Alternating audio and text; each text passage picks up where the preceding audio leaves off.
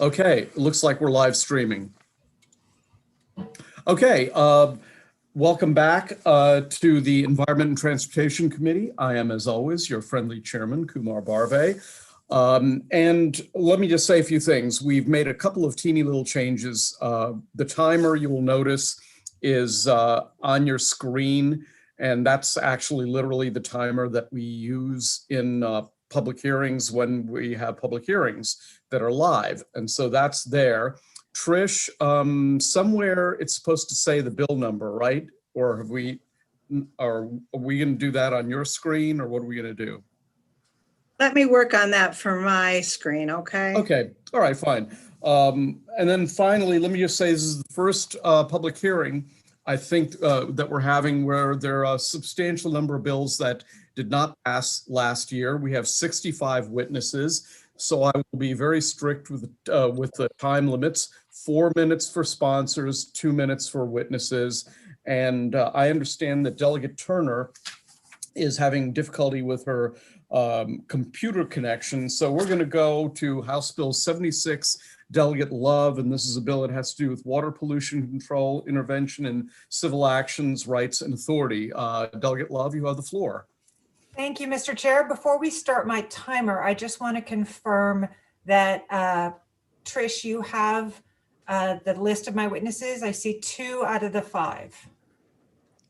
Yeah, I mean, yeah, they're not in the waiting room. I'm having a lot, I'm trying. Well, who do you have, Trish? You have Sylvia?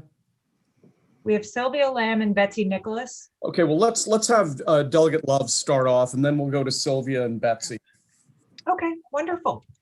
Well, thank you, Mr. Chair, Mr. Vice Chair, and esteemed members. For the record, I am Delegate Sarah Love, here to present to you HB 76, which would establish the right of Marylanders to intervene in clean water enforcement action brought in state court.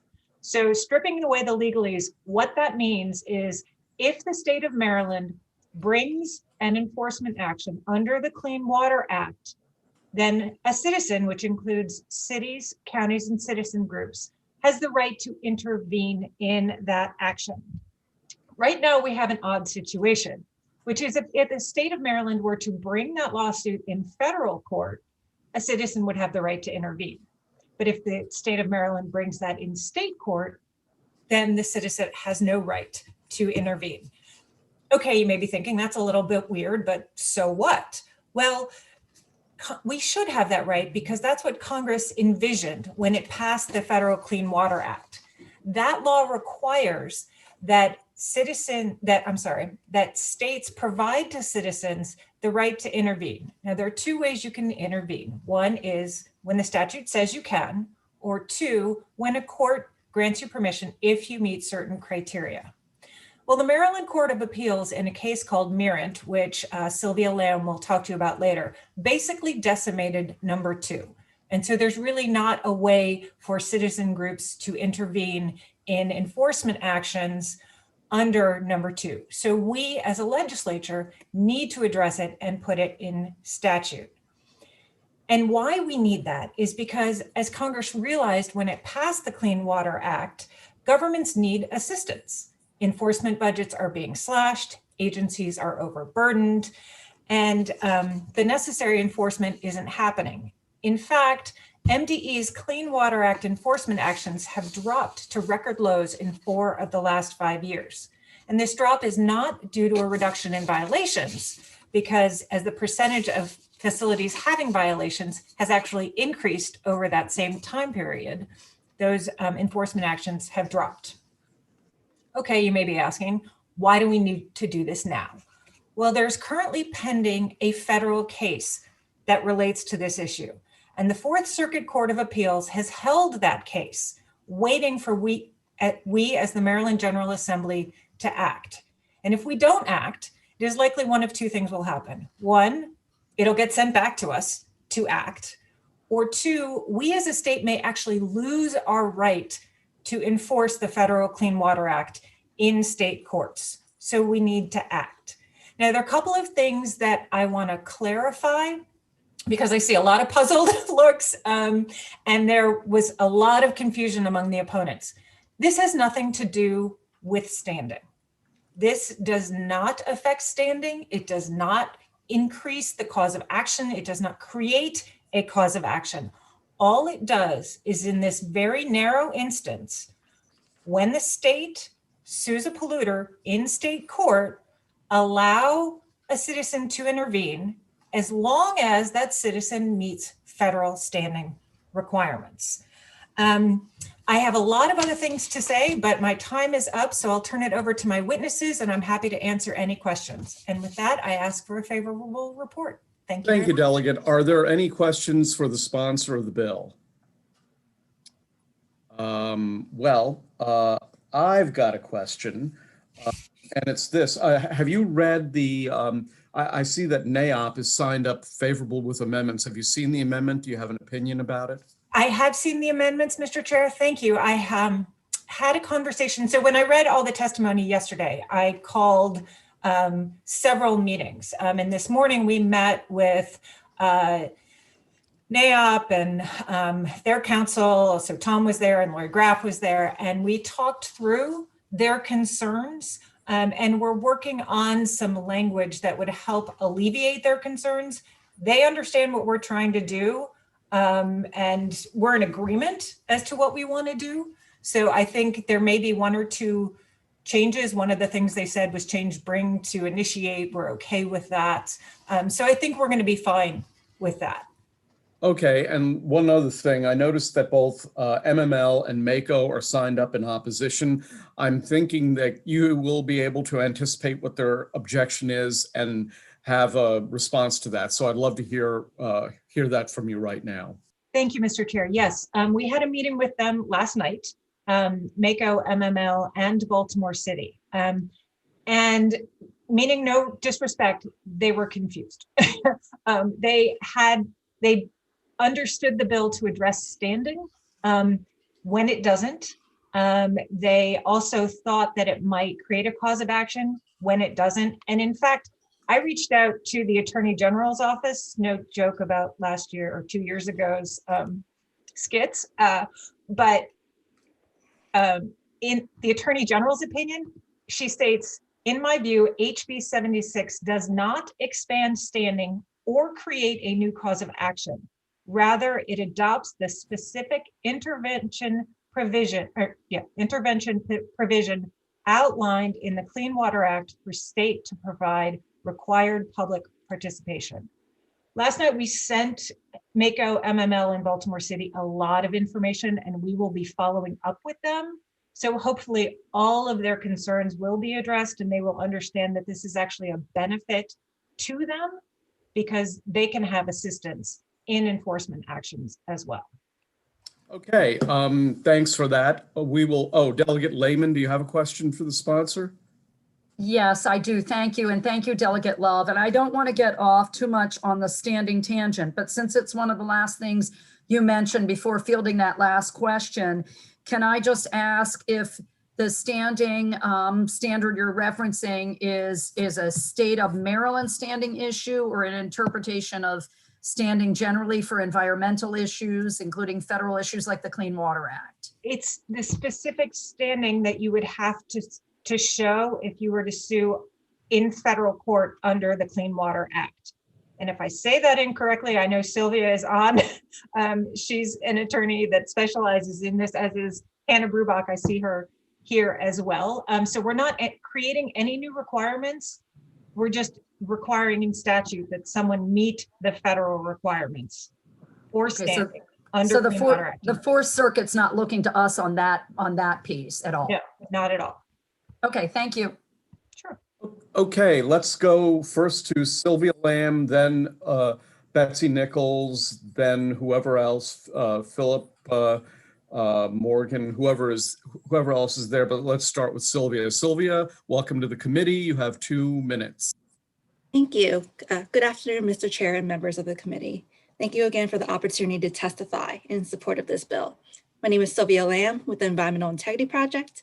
I'm here to discuss how it's functionally impossible for Marylanders to intervene in state clean water cases. As Delegate Love explained, because the Maryland Clean Water Statute doesn't offer the right to intervene like the Federal Clean Water Act, Maryland, members of the public in Maryland have to rely on the Maryland general rules for intervention as of right. However, a 2010 decision by the Court of Special Appeals interpreted these general rules in a way that it made it functionally impossible to intervene in these lawsuits brought by the state. So in that particular case, there were 5 people in 2 groups who tried to intervene in a state case against a coal ash facility that was unlawfully polluting the Potomac. These 5 folks lived between 5 to 15 miles downstream from the facility. They fished in, they sailed in the rivers, and they were worried about how the pollution would impact their property values. Meanwhile, the Potomac Riverkeepers mission is dedicated to protecting these exact waterways. However, their intervention was denied. The general rules require that a party have an interest to intervene, and the court concluded that these interests just frankly weren't good enough. They found that they were shared by the general public. The court found that the 5 individuals didn't show that they were personally affected in some way that was different than others who lived that close downstream. And the court also found that the Potomac Riverkeepers' interests were no different than the interests of the general public in protecting the Potomac. So it created an impossible test for citizens to intervene, something that the Federal Clean Water Act felt was so vital and made sure to require states to provide it. So in conclusion, the most interested Marylander could not overcome this impossible hurdle, and this House bill would fix the problem and ensure that communities can participate when their interests are harmed. So for these reasons, I respectfully urge a favorable report on this bill. Thank you very much. Next, let's hear from Betsy Nicholas. Good afternoon. My name is Betsy Nicholas. I'm Executive Director of Waterkeepers Chesapeake. We submitted pretty extensive written comments on this issue on behalf of our 17 members, ourselves, and as 12 other sign-ons to that. So there's pretty broad support for this issue. I know this is going to be a crazy session. Just even figuring out all the Zoom logistics are challenging for many of us. So I just wanted to kind of underscore why we're bringing this now. As Delegate Love said, there's a current federal court case pending on this issue. And the question before the court is not how to interpret Maryland's law. It's whether the state is in compliance with their delegated authority. So if the Fourth Circuit, the federal court, has to decide this issue, they may not give us what we're looking for here. So that's why we're really with the Maryland General Assembly right now to fix what happened in the Court of Special Appeals, which was basically a misinterpretation of what Maryland's law meant. And we have stayed that case until April with consent of Maryland Department of the Environment and the US EPA, with the attempt to try and fix this now. And it really is, although this is a very narrow issue, just dealing with Clean Water Act enforcement cases when they're brought in state court, it can still be tremendously important. All of the penalties collected through enforcement go into the state Clean Water Fund. So they go back into state revenue. They never go into the pockets of citizens or cities or counties or other interveners in the action. But it's also really important to have that community role in things. In the case that was mentioned before, Mirant, our member group, Potomac Riverkeeper, actually brought all of the evidence and the information forward for that enforcement case. MDE did not realize that by taking an enforcement action, they were going to block Potomac Riverkeeper from participating. Okay, but that is what happened. Okay, Yeah. Thank you very much. Let's now turn to Morgan Johnson. Morgan, are you out there? I am. Hi. Okay, great. You've got 2 minutes. Welcome. Thank you. Good afternoon, Chair and members of the committee. I'm Morgan Johnson, the staff attorney at Waterkeepers Chesapeake, and I appreciate the opportunity to testify on the bill and to talk about some of the environmental justice implications of the issue of intervention under the Clean Water Act. I want to reiterate what my colleagues said before. This bill is not standing, and it aligns Maryland law with federal law. This doesn't confer an additional right or cause of action to citizens that they should not already have. And the bar to intervention impacts our communities of color and low-income communities in significant ways. We know that enforcement actions by MDE are reducing, as are the penalties that they're seeking when they enforce. And full and fair enforcement with adequate citizen participation is a critical component of addressing future pollution and creating a deterrent effect when polluters break our laws here in Maryland. We also know that the converse is true, and that by not taking full enforcement and not allowing for that participation, it signals to polluters that it is okay to do that here. We know that communities of color are disproportionate victims of pollution and possess less tools to address water pollution in their communities, and that a lack of investment in Clean Water Act resources in Maryland's overburdened communities disrupt our efforts to make these communities healthier and more sustainable. So this bill ensures that particularly our overburdened communities in Maryland have the full opportunity to participate and make their voices heard through intervention in these enforcement cases in the way that the Federal Clean Water Act should provide for, no more, no less. Thank you. Thank you. Let's next go to Philip Musgas. Philip, are you out there? I No? believe Trish is trying to find him. Okay. So Well, then let's go to Hannah Burbach, who I do see out there. So Hannah, you have the floor, 2 minutes. Welcome. Good afternoon. I am Hannah Brubach, staff attorney with Chesapeake Legal Alliance. Thank you for the opportunity to speak in support of HB 76 regarding intervention by citizens in civil actions brought by the state under Maryland Water Pollution Control Law. We submitted written comments, so I will focus on the importance of citizen intervention in Maryland's clean water enforcement actions. The goal of the Clean Water Act is to eliminate pollution and to achieve water that is fishable, swimmable, and drinkable for all Americans. And this sentiment is echoed by Maryland law. As you have heard from and learned from the speakers before me, currently a citizen of Maryland cannot make their voice heard during a water enforcement action brought by the state, which is inconsistent with federal law. Even though Congress intended federal and state agencies to be primarily responsible for the enforcement of the Clean Water Act, Congress specifically included the right of impacted communities with standing to intervene. This bill would simply mimic the federal intervention laws to allow the same intervention to happen under state actions. Under Maryland's delegated authority of the Clean Water Act, the state is required to allow community members the right to intervene. It is essential that HB 76 is given a favorable report in order for Maryland to meet their Clean Water Act duties. Maryland citizens are your eyes and ears on the ground throughout the state. They bring many polluters to the state's attention and then are cut out of the equation and not afforded the opportunity to explain the impact on their communities. HB 76 is necessary to bring Maryland in line with the Clean Water Act. We urge a favorable report. Thank you. Thank you. Is Philip out there? I believe he just came on. Oh, Philip. Philip Potomac, I believe he showed up as. Yeah, if Mr. Musgas is there, welcome to the committee, and you have 2 minutes if he's there.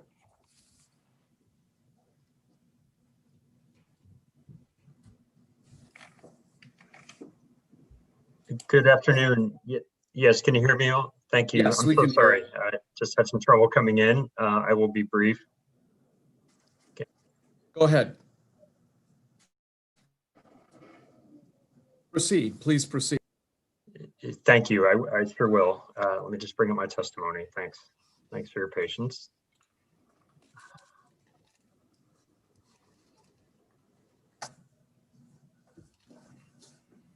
Please reset the timer to 2 minutes for Okay. when he starts speaking.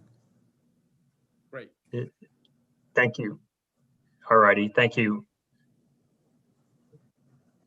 Yeah, please get started. Thank you for this opportunity to provide testimony in support of House Bill 76. My name is Philip Musigas, and I'm the Vice President of Potomac Riverkeeper Network.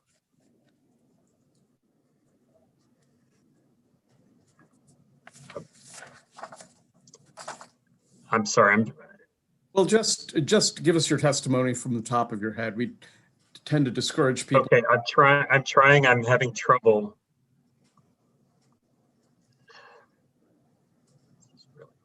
Look, just, you know, we ask people not to read verbatim from testimony anyway. So just tell us what your point of view is, please. Okay, I'm sorry, I'm experiencing a long time lag.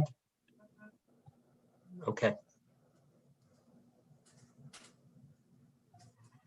I'm here to testify in support of HB 76. I am the Vice President of Potomac Riverkeeper Network. And I apologize, I'm experiencing a time lag with what I'm hearing in the hearing. Look, just give us your testimony. You have 47 seconds remaining. Okay. Potomac Riverkeeper Network is a member of Waterkeeper Alliance. We are supporting HB 76 because it would give clean water advocates, organizations like ourselves, an opportunity to represent our interests and the public's interest in state court. So, thank you. Well, thank you. Are there any questions for these 6 witnesses? I think the first question goes to Delegate Frazier Hidalgo, the second to the Vice Chair. And if you have a question, use the hands raised function as Jerry Clark just did. Go ahead, Dave. Thank you, Mr. Chairman, and thank you, Delegate Love, for bringing this. We can't, of all the states in the union, we can't be the only state that is addressing this in some way or another. Can you speak to, can any of the panelists or Delegate Love speak to what's going on around the country in some other states? I can take that if you'd like. Okay, thanks for that. Actually, this is a really important point that we're one of the only states that is not providing this type of permissive intervention right now. That there were 8 other states that have had to fix this legislatively, just as we're asking the Maryland General Assembly to do now. The other states either have broader language in their state statutes already, or just refer to the federal language on this. But Kansas actually had a case about this, very much like what we have set up here, and they fixed this legislatively with the same language we're recommending here back in the late 90s. So Maryland is really an outlier right here of not allowing this kind of public participation that's required under the Clean Water Act. Thank you. Okay, next question goes to the Vice Chair. Thank you, Mr. Chairman. MACO, in its opposition, says that local jurisdictions permits, there's specifically the National Pollutant Discharge Elimination System permits would now be vulnerable to increased challenge from third parties under the bill. So if any of the sponsors could address this, would the bill increase costs for jurisdictions with these or their MS4 permits? No, Mr. Vice Chair, I'll start and then someone else can jump in. They would not be subject to increased challenges because it only applies when the state has already initiated an action in state court.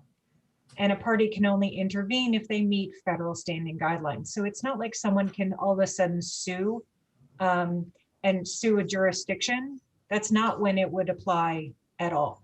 As to whether it would increase costs, again, no. If you look at the fiscal note, there's no minimal, it notes no or minimal fiscal impact. In addition, it actually can help with costs because now there's another party to carry the litigation burden and to help the state enforce against these polluters and perhaps bring in fines that would then go to the state fund, of course, not the intervener. Okay, thank you. I'd like to just add one more thing to that. I think that what they were concerned about was administrative challenges to their permits, and that's not possible under this bill. So for any administrative actions, this just doesn't touch it. It's in a different part of the code, and so it won't have any impact on them. So that I think was just a misinterpretation. But we also do have a very small technical amendment from the sponsor that that we think would help alleviate that confusion by just removing 2 words. Okay, Mr. Chairman, if I could ask a second question. Sure. Could someone give an example of a case where it would have been very helpful from your point of view to be able to intervene in the state case?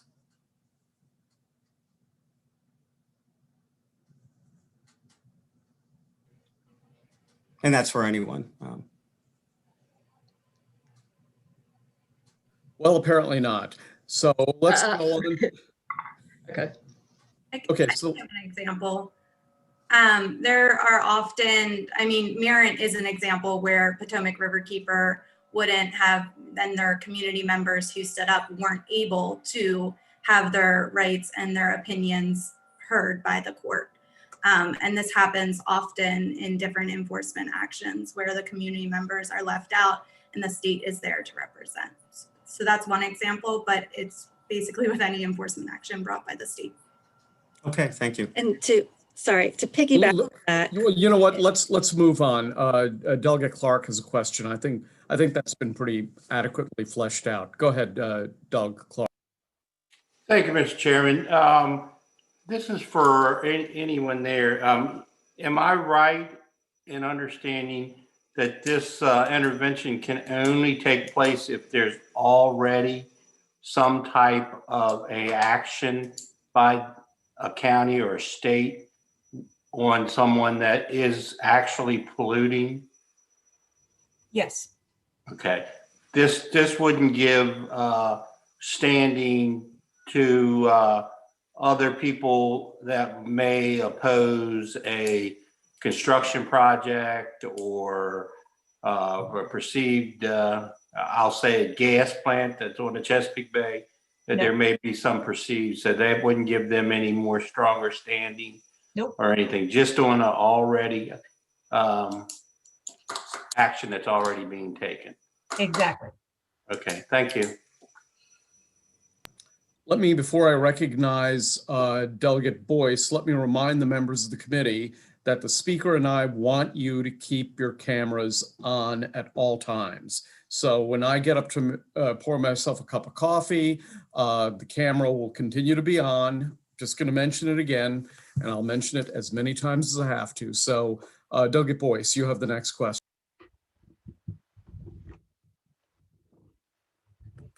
Thank you, Mr. Chairman. I think Delegate Otto asked my question about, this is a bit confusing, so I want to. You mean Delegate Clark? Clark, sorry. Otto is right next to me in my window looking at me, so I said Otto when I meant Clark. Please forgive me, Delegate Clark, who is my usual seatmate. Please forgive me. Please forgive me. I'm all right with that. I'm all right. Auto drinks, well, we're alive. Go ahead, Regina.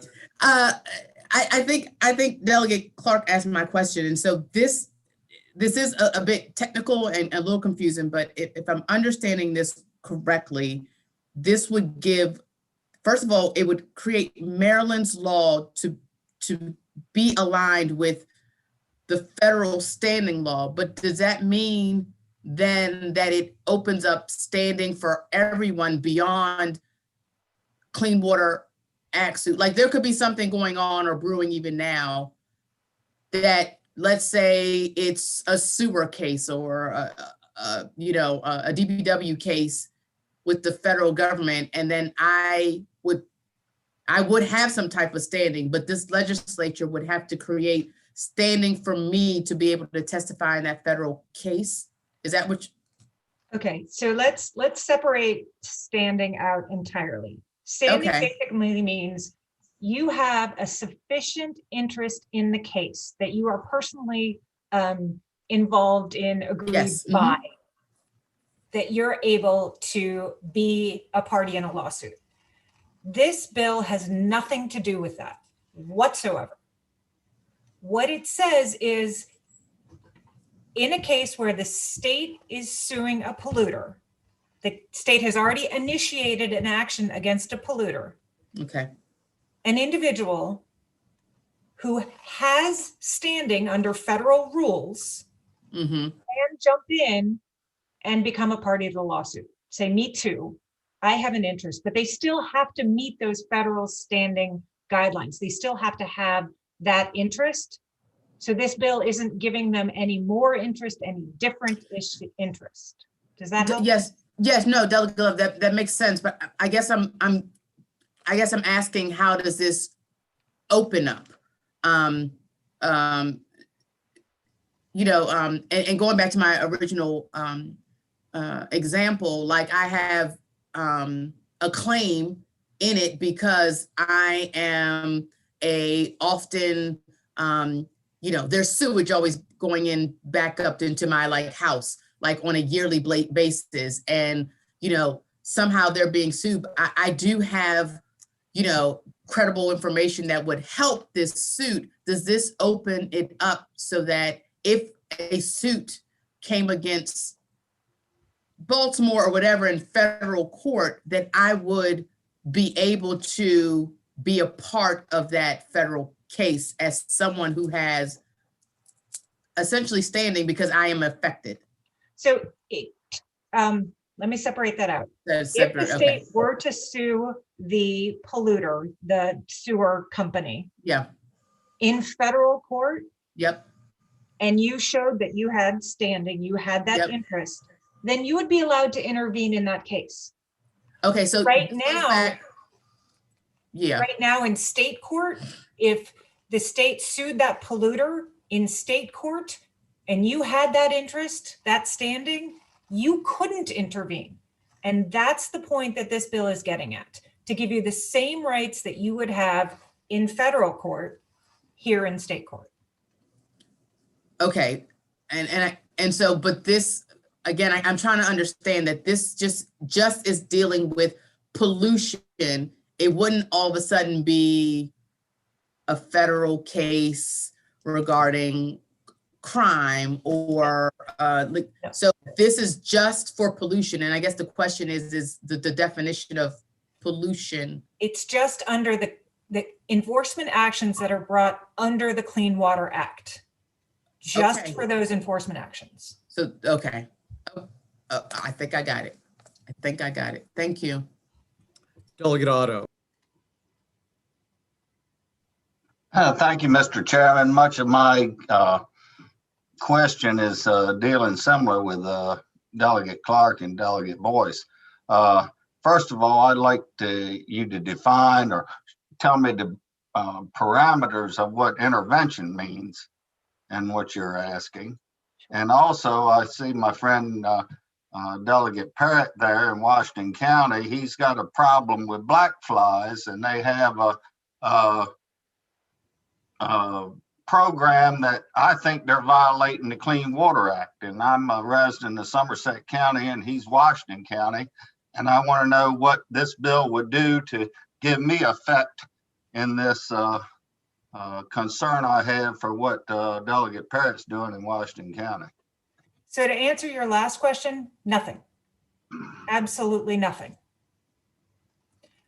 So what it would do is if the state of Maryland is suing somebody in a company in Washington County under the Clean Water Act as it relates to black flies, then only somebody who is affected by those black flies in Washington County could intervene. You in Somerset County, you have no interest in this case. You couldn't meet those federal standing guidelines. But the water flows down the Potomac. Well, you could make that argument to the court and they would probably say, you don't meet the federal standing guidelines. So to jump to your first question, intervention, it's a legal term that means you're allowed to join the lawsuit as a party. So it would be the state of Maryland and Charles Otto against polluter under the Clean Water Act in state court. Does that help? Yep. I'm not satisfied that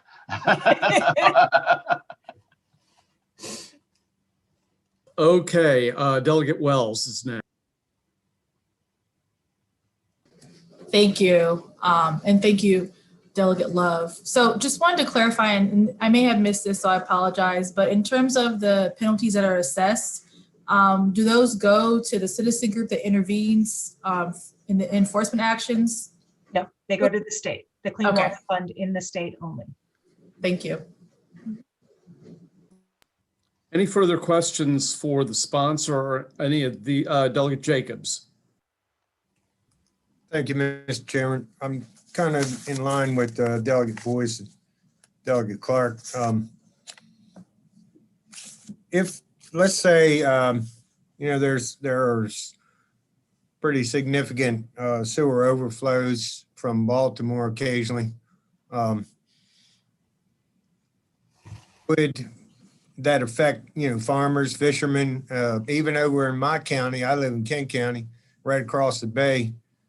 And, sometimes our beaches are closed to bathers as a result of pollution.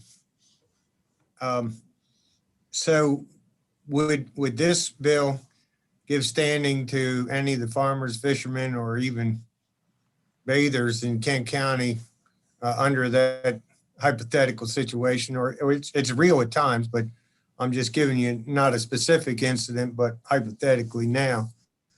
Would it give one of those groups standing? Okay, again, this bill does not confer standing. Anybody who seeks to intervene in a lawsuit would have to prove that they meet the standing requirements. So I think to get to the next layer in your question, would it allow a bather or somebody on the beach to intervene? If the state were suing the polluter in state court and said bather had enough of an interest to show that they had standing under the federal standing requirements, then they would be allowed to join the lawsuit. Does that help? A little. Okay. I appreciate it. I have a big Delegate Jacobs, head of another the bay. example. I've got a bigger interest at the head of the bay, but we know. I'm trying to stay at the midpoint at this level. Okay, next question goes to Delegate Parrott. Thank you, Mr. Chairman, and thank you for bringing forward this bill. Washington County was mentioned. I just want to let everybody know that treatment is BTI. It's naturally occurring. I don't think there'd be any lawsuits over that. It works great. We want more funding for these black flies. It's huge, huge help. And it actually helps, it's the Potomac River, so it helps Montgomery County folks too. So we should work together on this. And I guess my question is, isn't that so? Yes, that is so. All right, thank you. All righty then. Delegate Boyce gets a second bite at the apple. Thank you so much. So does this bill create a burden for the state, or does this help the state? And if so, how? This bill helps the state. Let me take a step back. In my written testimony, you see I quote something from the Attorney General's brief in the Merritt case. MDE and the Attorney General wanted the citizen groups to intervene. They said, we need help. We can't do it all, basically. Budgets are being slashed, we're understaffed, we can't do all this enforcement. So we support, we want citizen intervention. So it doesn't burden the state, it actually helps the state because somebody else is there helping move the lawsuit along. And then going back to your original point that I didn't understand the first time, that I think I understand now, 5 questions later, is that you don't just get standing to get standing, you would have to meet the requirements. So if you just want to hop on the bandwagon, you can't hop on the bandwagon. You have to have a direct correlation, a direct interest with the case. You got it. You nailed it. Thank you. Okay, Delegate Terraza. Yeah, so I think what's a little confusing here is that, which I think I understand, but I just want to clarify. is that normally you get standing and you can be in a case. Like if I have standing, I can bring a case. But I'm gathered that with the Clean Water Act, you can't bring your own case. Is that? You can in federal court, Okay. but not in state court. So And this bill would not change that. You still can't bring, as a citizen, your own case under the Clean Water Act in state court. So what this does is allow you to basically become part of an existing case. Exactly. And I think maybe that's what the confusion is generally, is because normally once you get standing, if I have standing in a case, I don't know, a case against my neighbor, I can go into court. And I think maybe it's those two layers. I don't know, maybe that's what was confusing. No, I think you're right. Exactly. Okay, thank you. And can I add just a little more context for that from like the Merritt case?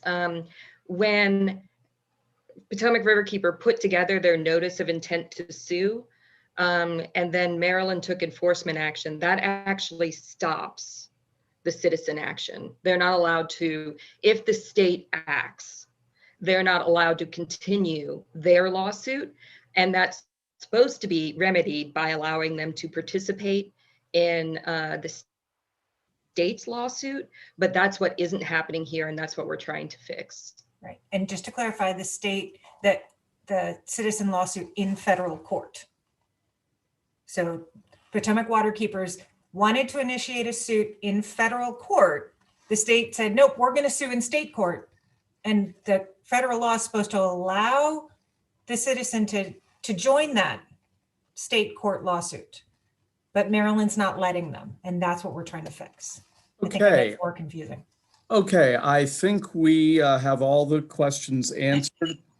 Next on the list, I noticed my friend Michael Powell has signed up favorable with amendments. Michael, you have 2 minutes. You've got the floor. Welcome back to the committee. Thank you, Mr. Chairman, and I appreciate the opportunity to appear here on behalf of NAIOP and the Maryland Builders. First question I think people would have is, why are we supporting with amendments rather than opposing a bill that will result in somewhat more extensive litigation? The position of the two organizations are that they have no interest in protecting bad actors, that in fact what we want is compliance. And this bill would only apply to civil actions filed in court. To clarify that, we asked for amendment number 2. I think I understood the sponsor to say that that amendment would be acceptable to us. The issue we raised in the first amendment, we talked to Delegate Love and some of the other proponents this morning, and I think they're going to propose language to us. The concern we raise is that we did not want this bill to overrule other restrictions. For example, if somebody comes into a case too late at the last minute and it's not timely, we wanted to make sure that you couldn't walk in 1 hour before the judge signs a consent order and relitigate the case. And by using the term the unconditional right and authority, we were afraid that it brought too broad a term. So for that reason, we were requesting amendments to that. I think the bottom line of this, just to clarify what the sponsors have said, is when the state sues somebody for Clean Water Act, you will have a broader right of citizens to intervene, but it will only be in the cases where the state has initiated a case in court under the Clean Water Act. And I'd be happy to answer any questions that any party has, since down to my 17 seconds. Good job, Mike. Any questions for Mr. Powell? Okay, I don't see any questions, and I believe that is all the people who are favorable or favorable with amendment who want to testify. So let's go to the opposition. Alex Butler with MACO, Angelica Bailey with MML, and Kevin Connors with MML. Why don't we start with Alex? Well, good afternoon, Chair, Vice Chair, and members of the committee. Alex Butler with the Maryland Association of Counties. Our written testimony that you have before you is based on interpretation from county attorneys regarding the bill's applicability. We had a meeting with the sponsor late last night, and this morning I received a host of documents which MACO and our attorneys will be reviewing. We'll be taking a look at that and staying in touch with the sponsor on this issue. We appreciate that very much. So basically, to summarize, you're going to look at you're going to continue to negotiate with the sponsor of the bill, correct? Continue working with the sponsor. Yes, I just want to say we're not necessarily looking at county signing on to lawsuits, but rather the inclusion of new interveners in a state action against a county. As I said, and Chair, you summarized there, we're reviewing the issue and we'll be in touch. Thank you. Okay, sounds good. Angelica and/or Kevin. Angelica. Yes, good afternoon, everyone. My name is Angelica Bailey. I'm the Government Relations Director for the Maryland Municipal League. To clarify, Mr. Kevin Connors is our very excellent administrative assistant who is responsible for signing me up. So there might have been a little sign-up confusion there. He will not be joining us. But thank you very much for the opportunity to testify today. We are in very respectful opposition of House Bill 76. I'd like to thank Delegate Love for reaching out to us in advance of this hearing to try to clarify the intent and the impact of this legislation. We are certainly committed to working with Delegate Love to gain some further clarity. Just to briefly outline our concerns, as the delegate mentioned, one of our main concerns is a potential for increased cost and amount of litigation and possible damages for local governments. There is also, as I think we can see depicted by the questions from the committee so far, some confusion about standing and the responsibility of Maryland based on federal law to already provide that. So we are continuing to work with Delegate Love on that, and we will hopefully find a resolution to that, but I'm happy to answer any questions. Any questions for Ms. Bailey? Delegate Boyce. Thank you, Mr. Chairman. Thank you, Ms. Bailey. Can you talk a little bit more about the increase in litigation? I had just asked the current panel about resources and costs, which even in the fiscal note says potentially very little as it relates to litigation, but I would love to hear more about MML's thought about litigation. Yes, thank you, Delegate.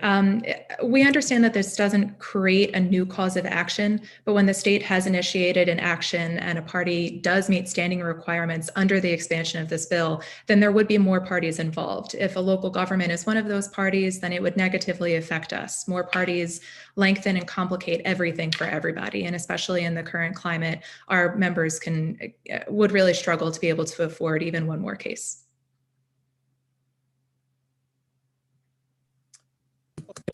Sorry, thank you for that. It's hard to get to the mute button. I'm really sorry. That's a good response. I'm just wondering, and I get that point. I'm just wondering too, if someone then has calls and folks otherwise didn't have an access to the process and they do have standing, I mean, I would somewhat argue if it ends up being more individuals with standing, would it not indicate that the issue is larger than maybe the case has thought it to be? I think that you've hit the nail on the head of where a lot of the confusion is coming from. Part of it is, part of our concern also is whether Maryland is already required by federal law to provide this standing. In other words, as Delegate Love said, you can bring your own CWA case in federal court, but not in state court. This bill would let you if you have standing. But our understanding is that Maryland is already required by federal law to provide that broad access to the courts. And we had a very productive conversation with Delegate Love and some of the advocates last night. This is still a point of confusion for everyone, I think. So that is, I think, very well summarizes kind of where we're coming from and what we hope to continue to resolve. Thank you so much, Ms. Bailey. Thank you. Delegate Weigel. Thank you, Mr. Chairman. I think, Ms. Bailey, you raised a good point, which I hadn't really thought about before. So the more litigants you have potentially, the more lawyers are hired, the more legal fees you have. No offense to the lawyers in the room, but is it a possibility then that more money is spent on litigation and less is available to be spent on actual cleanup? And does MML or MACO have any statistics on the costs of, I guess, defending these lawsuits in the past? Thank you, Delegate. Those are two excellent questions. And I should say I myself am an attorney and I am not, I'm not offended. and the fact that I'm an attorney and I'm confused, I think also kind of highlights some of the concerns here. Unfortunately, we don't have the data that you're looking for. We've looked into compiling that in the past, but it's simply too challenging to try to figure out, every legal case is different, the parties are different, the requirements of every case is different. So unfortunately, it's difficult to quantify what the additional litigation costs would be for our membership. But yes, I think you've highlighted something there that defending against or participating in these kinds of lawsuits would certainly take resources away from other valuable areas. Thank you. Delegate Love and then Terraza. Thank you, Mr. Chair. Angelica, again, thank you for your time last night, and I anticipate we will continue this conversation. How many lawsuits are your members involved in right now where the state is suing them under the Clean Water Act for enforcement? I don't have an answer to that question, Delegate, but it is a good one. Are there any? I don't know the answer to that. I'd be happy to try to find out. Even if there aren't, even if there never have been, I think our concerns still stand, though. Let me just add that if you can find out, if you find out that there never have been, we'd like to know that as well. Yes, Mr. Chairman. Delegate Terraza.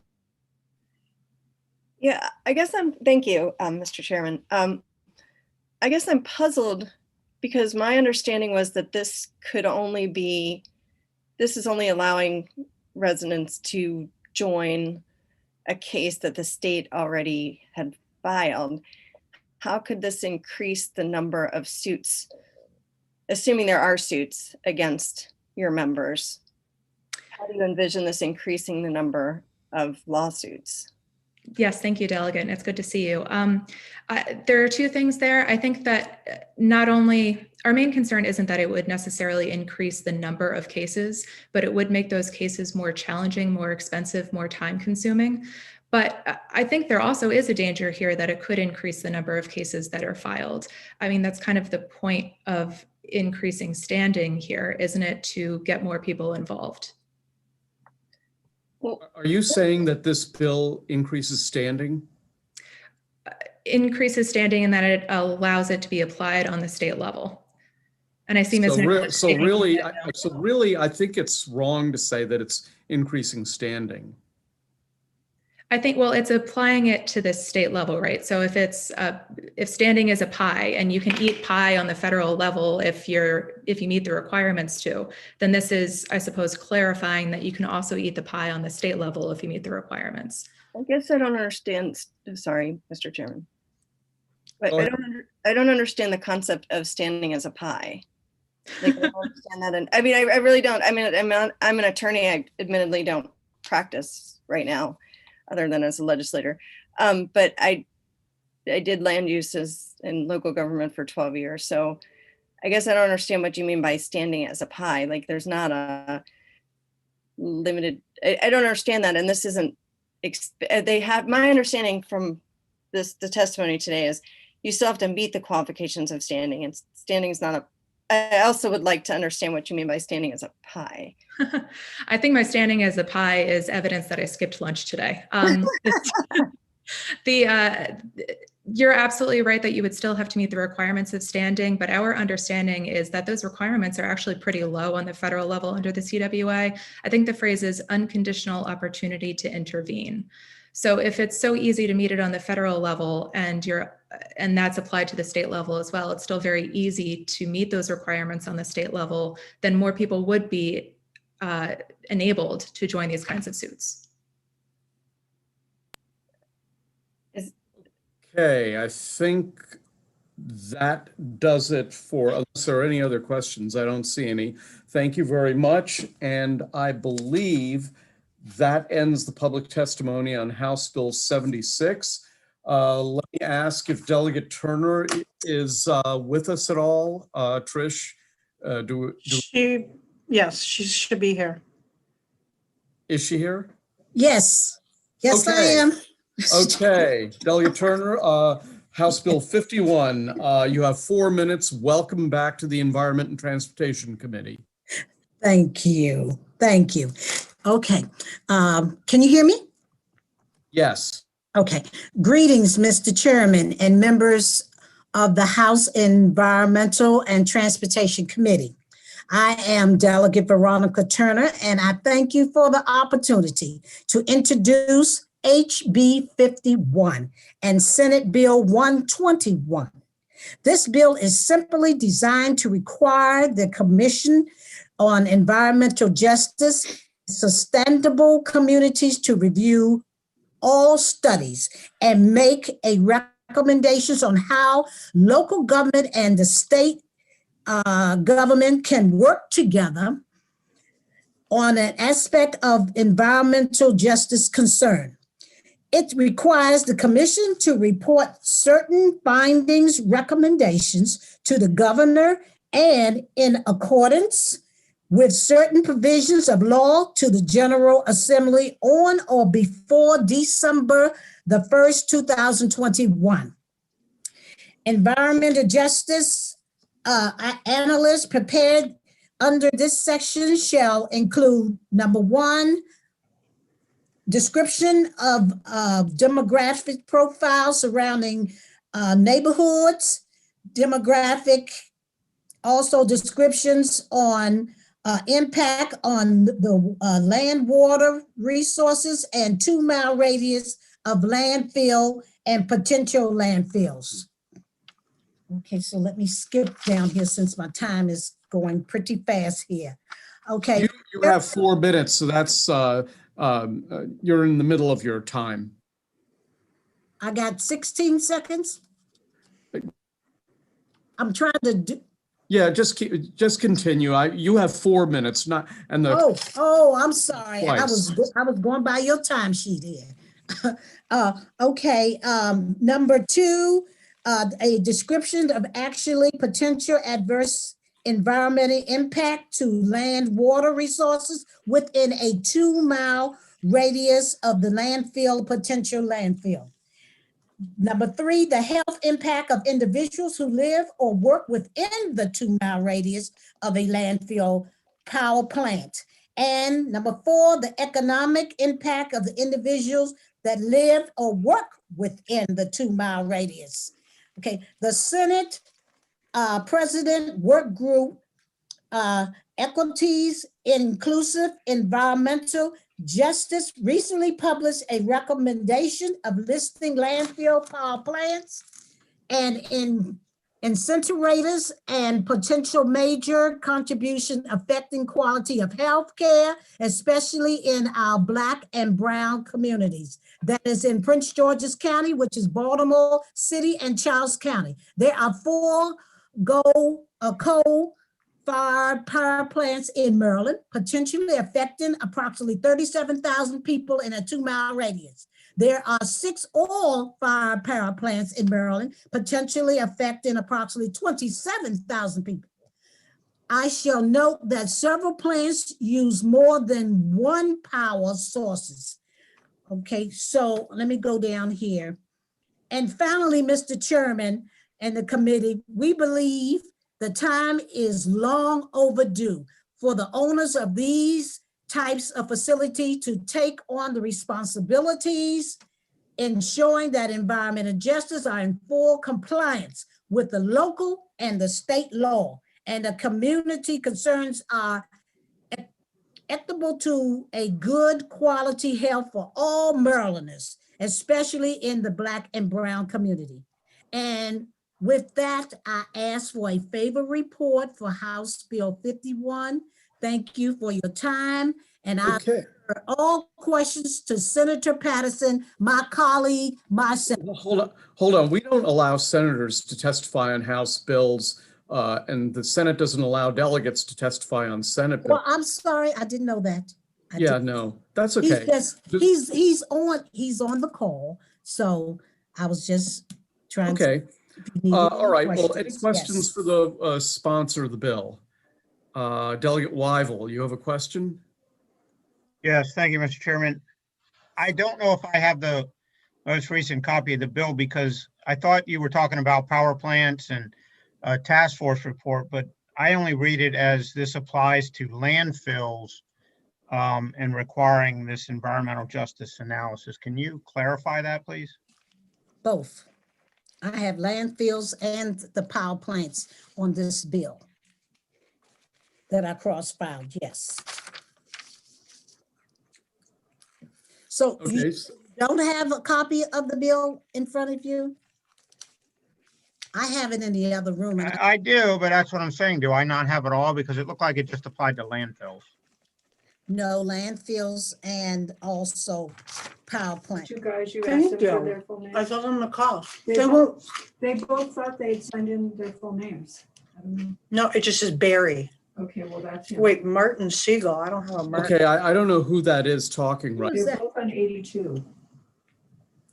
Okay, Delegate Wyval, has your question been answered or? No, so are there three parts to it? Is there a task force requirement, then a landfill requirement, and a power plant requirement? All in one. Let me suggest, Delegate Wyval, we'll have our staff look at that and answer the question for you, okay? All right, thank you. Okay. Delegate Boyce. Thank you so much, Mr. Chairman. Good to see you, Delegate Turner. I had a question about this bill as it relates to current law that already requires the Secretary of the Environment not to issue a permit to install anything like a refuse disposal system, a landfill, so on and so forth, without doing the same type of kind of check. So you can help us understand the additional layer. Before you answer that, Delegate Turner, is Kesia Monroe your aide? Yes. Okay, if you'd like for her to answer any questions, I'll permit that. But go ahead if you want to take a crack at it. Okay. I don't know if Keisha Monroe is on the call. She was supposed to be, but I don't know if she's. No, she was not. She was on the list, but she was not in the waiting room. Okay. I guess that answers that so question. now the bill itself, I'm trying to understand your question. Could you kind of ask that question just one more time? Yes, ma'am. Yes, He yes, asked the ma'am. question which threw me off. Okay. No go. problem. No problem, ma'am. I'm asking, I get what you're trying to do with this bill, but I'm looking at the fiscal note, and one of the things it mentions is that the Secretary of the Environment may not issue a permit to install materially altered, materially extended or refuse systems, and it talks about, among other things, the county has until the county has completed its review of the proposed system and has provided to MDE a written statement that the refuse disposal system meets all the county zoning and land use requirements. So there is a layer of permitting that is already required that would give a report, because that report would have to meet not only the standards of the permit, but of course the jurisdiction zoning. So I'm wondering, is this an additional review that you are looking to get, or is this something that's going to help complement the current process? I think this is an additional because they have to do another review of a study and make some recommendations to our local government and our state government. And, like I said, they need to start to come together and work together on this, on all our environmental concerns. I didn't hear you. I'm sorry. Are you good? And I said, thank you. Oh, I did. Okay. You're welcome. Okay, Delegate Clark has a question. Okay. Thank you, Mr. Chairman. Thank you, Delegate Turner. Good to see you. Good to see you. My question is, when you started talking about power plants and utility plants, if I'm not mistaken, there's some federal preemption on zoning for some of these types of complexes. Would if FERC or the Federal Energy Commission came in to authorize the building of a power plant or some type of complex there. Would this bill require them to also do all this? Or would it be, with them being the feds and the ability to preempt local zoning, I would like an opinion from the attorneys as to whether this would apply to them or not. It may not. I'm not sure.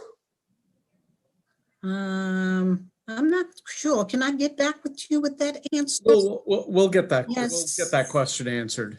Yes. Okay. Thank you. Okay. Thank you very much. Will, did you have another welcome. question? Did I take your hand down prematurely, or did you get your questions answered? No, you said you were going to get back to me on them, but I lowered my hand. I'm good. Thanks. Okay, good. I don't see any other questions. So that concludes the testimony in favor of the bill. We'll go to the opponents, Pam K-Smyer, Alex Butler. That's it, Pam K-Smyer and Alex Butler. Pam, you out there? I am. Hello, Mr. Chairman, members of the committee. Nice to virtually see you, I guess. Miss seeing you in person. I'm here on behalf of the Maryland Delaware Solid Waste Association. And I will say, in respect to Delegate Turner, maybe she has amendments to the bill, but the bill that we're not aware of, but the bill as drafted only applies to landfills. And it doesn't have any language in it other than for landfills. And the study that is to be done by the applicant, not by the Environmental Justice Commission. Many of the provisions of what is going to be required realistically aren't possible for an applicant to do those evaluations or assessments. And so and it only applies to landfills that are now within an area that's zoned residential. Well, these permits sometimes apply to facilities that have been there before the surrounding area was zoned residential. So in some ways, you're beginning to create extensive new requirements, even for modifications to currently existing facilities that were not zoned that way when they were constructed. So it very narrowly tailors who it applies to, but it creates requirements that make it almost nearly impossible for an applicant to complete those studies. On top of which, a 2-mile radius may cross county lines. And so you have zoning issues, you have permitting issues. The entire permitting process is tied to the county in which the facility is located. So if you have a 2-mile radius study and it crosses county lines, it gets very complicated and actually doesn't work. And as was said before, currently, before MDE can even advance a permit, the local jurisdiction has to say that it meets current zoning requirements and that it's in its 10-year solid waste plan. So there's already a stop for the development of this facility that's proposed in an area that's not zoned appropriately or is not in the 10-year solid waste plan for that county. So we are here opposed because we think it'll make permitting incredibly impossible. And for existing facilities that need to make modifications that serve your local jurisdictions, they may or may not be able to continue to operate because they couldn't go forward even if they met local zoning requirements and were in the 10-year solid waste plan. So we respectfully request an unfavorable report.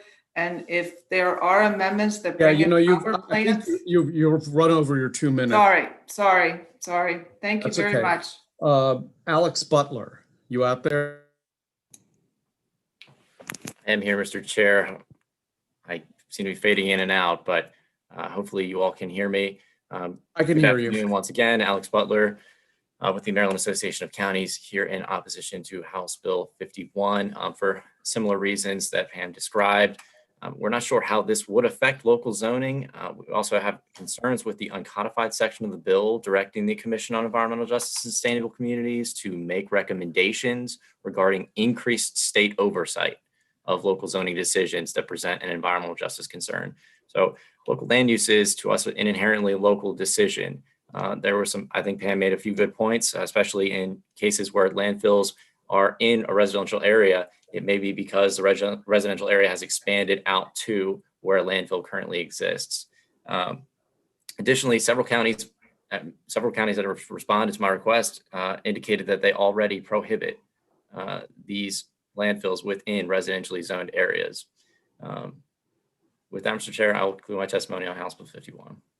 Okay, any questions for either Pam Case-Meyer or Alex Butler?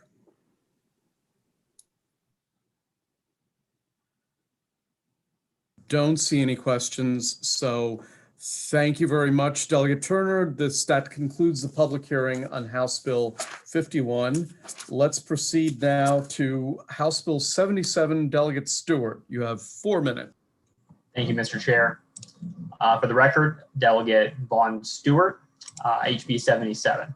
So every day, Marylanders inhale carcinogenic toxins called polycyclical aromatic hydrocarbons. It's a mouthful. They generally are referred to as PAHs. And PAHs also run off into our waterways and into the Chesapeake Bay. And they get into house dusts and into our waterways because they are in what are called pavement sealants, which are basically black, shiny substances sprayed on asphalt pavement. You can kind of think of them as the lipstick of parking lots and driveways. Study after study, unfortunately, has confirmed that PAHs cause cancer. Living adjacent to pavement with a sealant high in PAHs increases lifetime cancer risk up to 38 times. And much of this increased risk, terrifyingly, for those of us who have young kids during childhood. And I want to highlight this point because it's really important. There are a few opponents of the bill that might testify that have written testimony that will attempt to muddy the waters with junk science and with sophistry. But if you can name a reputable entity, EPA, AMA, HHS, USGS, the odds are good that they've all agreed that PAH heavy sealants cause cancer. And the Department of the Interior has identified these sealants as an environmental justice issue because of their disproportionate health impacts on communities of color. Sealants also have significant and well-documented negative effects on the environment. So the use of sealants is associated with lower rates of growth in salamanders and paradevelopments in frogs, liver damage in fish, and most alarmingly for those of us in Maryland, a decrease in the population of crabs, clams, and oysters. And indeed, a recent study from Morgan State found that PAHs entering an aquatic ecosystem from runoff inhibit oyster reproduction. And so the Safer Sealant Act of 2021, HB 77, would prohibit the sale and use of pavement sealants that contain high levels of PAHs. This is a reintroduction of a bill we heard last year, and both former Delegate Lafferty and Vice Chair Stein have previously sought to ban these dangerous sealants. But I want to note that this year's version is quite different. In the spirit of today's talk of unity and feelings of hope, I've got some good news to report, which is that I virtually sat down with one of the former opponents of the bill, Mr. Sean Campbell of Seaboard Asphalt. He is going to email his thoughts to everyone later. He unfortunately had to hop off and won't be testifying orally. But he suggested several amendments to the bill that I think both improve it, but also make it more palatable for industry and for manufacturers like him. And I'm going to be submitting all of them as sponsor amendments. Trish emailed you all of them. But basically, with the amendments, the bill is now, number one, limited to only pavements and driveways and parking lots. Number two is going to include a tiered system of compliance. So the better that the manufacturer does, if they do really well with very low PAHs, they can get a gold rating. They do pretty well, they get silver. And if they just barely meet the cutoff, they'll get bronze, which I think will help induce more industry movement on this. There's also now going to be a state level enforcement regime. And then finally, and crucially, the bill now allows the sale of the product out of state. Now, I wasn't thrilled with this change. I know the students who you'll hear from were not thrilled with this change, but we were willing to compromise to try to keep jobs in the state. And so the bill is a win-win-win. It's a win for human health, and it'll prevent future cancer patients. It's a win for the environment in our bay, and it's a win for the economy, because without costing any sealant manufacturing jobs, we can slowly repopulate populations of crabs and oysters that so many in our state depend on for their livelihoods. So I urge a favorable report on HB 77. Any questions for the sponsor of the bill?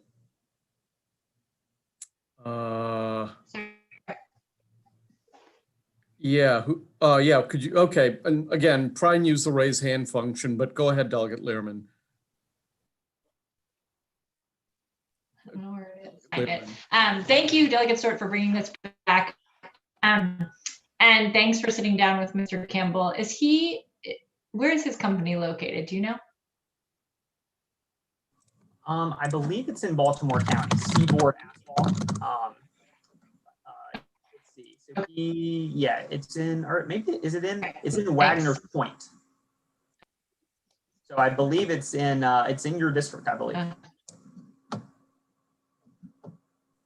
Okay, that's what I was thinking it was, but I wanted to make sure that he was the same. It was the same person. Okay, sorry, and my internet just told me my internet connection is unstable, so sorry if this is hard to hear. I was just wondering if you could re-explain the different leveled systems. That was the part I didn't understand. You know, and the amendment, the bronze, the silver, how it works. Okay, I think I heard her question, Delegate Barbeck, or Chairman Barbeck. Can you hear me? Can everyone hear me? I can hear you. I didn't hear the question. Okay, I believe I heard Delegate Learman's question, so I'll restate that and then answer it. She wanted me to describe and elaborate a little bit more on the tiered system that I mentioned, that I spoke with Mr. Campbell about. She also asked where his business, Seaboard Asphalt, was located. He's one of two manufacturers in the state. He's located, I thought it was Baltimore County, but it's actually right in Brooks District in Baltimore City. And so on the certification issue, so one idea that Mr. Campbell brought to me is he said, yeah, it's fine to have this cutoff that basically says if you go above a certain level of PAHs, it's illegal. He said, that's great, but there's a better way to do this, which is that the technology and the industry is moving so quickly, we should incentivize manufacturers like himself that try to take the high road and you know, because eventually he says we'll be able to create these sealants, these coal tar sealants with no PAHs whatsoever. And he said, rather than just have one standard that as long as you get under this low bar, then you're legal. And if you're not under the low bar, you're illegal. Let's create a bronze, silver, and gold tier to reward manufacturers who go above and beyond and create products that have very, very low PAH rates. So what's happening right now is there's actually a national study being done that several states are looking into and lots of manufacturers are relying on, that is going to create these tiers and precisely set the numbers for them so that there's a nationwide standard. And so what our amendment is going to say is it's going to direct MDE to use that study to compile the tiers for Maryland and for manufacturers here, so they have some clarity about it and so the consumers have more information. Delegate Otto has a question. Thank you, Mr. Chairman. I think you partly answered my question earlier, or in what your last response was. The bill refers to a standard that is set by national science or study or. Yeah, exactly. Yeah. So basically there's an ongoing study that's set to end soon. And so what we're going to do is just direct MDE to by 2022 compile regulations that set these tier levels and to use that study in developing them.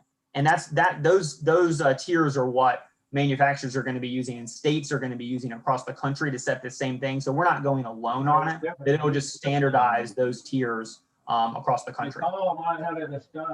Well, that's sort of the range I was asking. Hold on, Charles, hold up a bit. Somebody needs to mute the.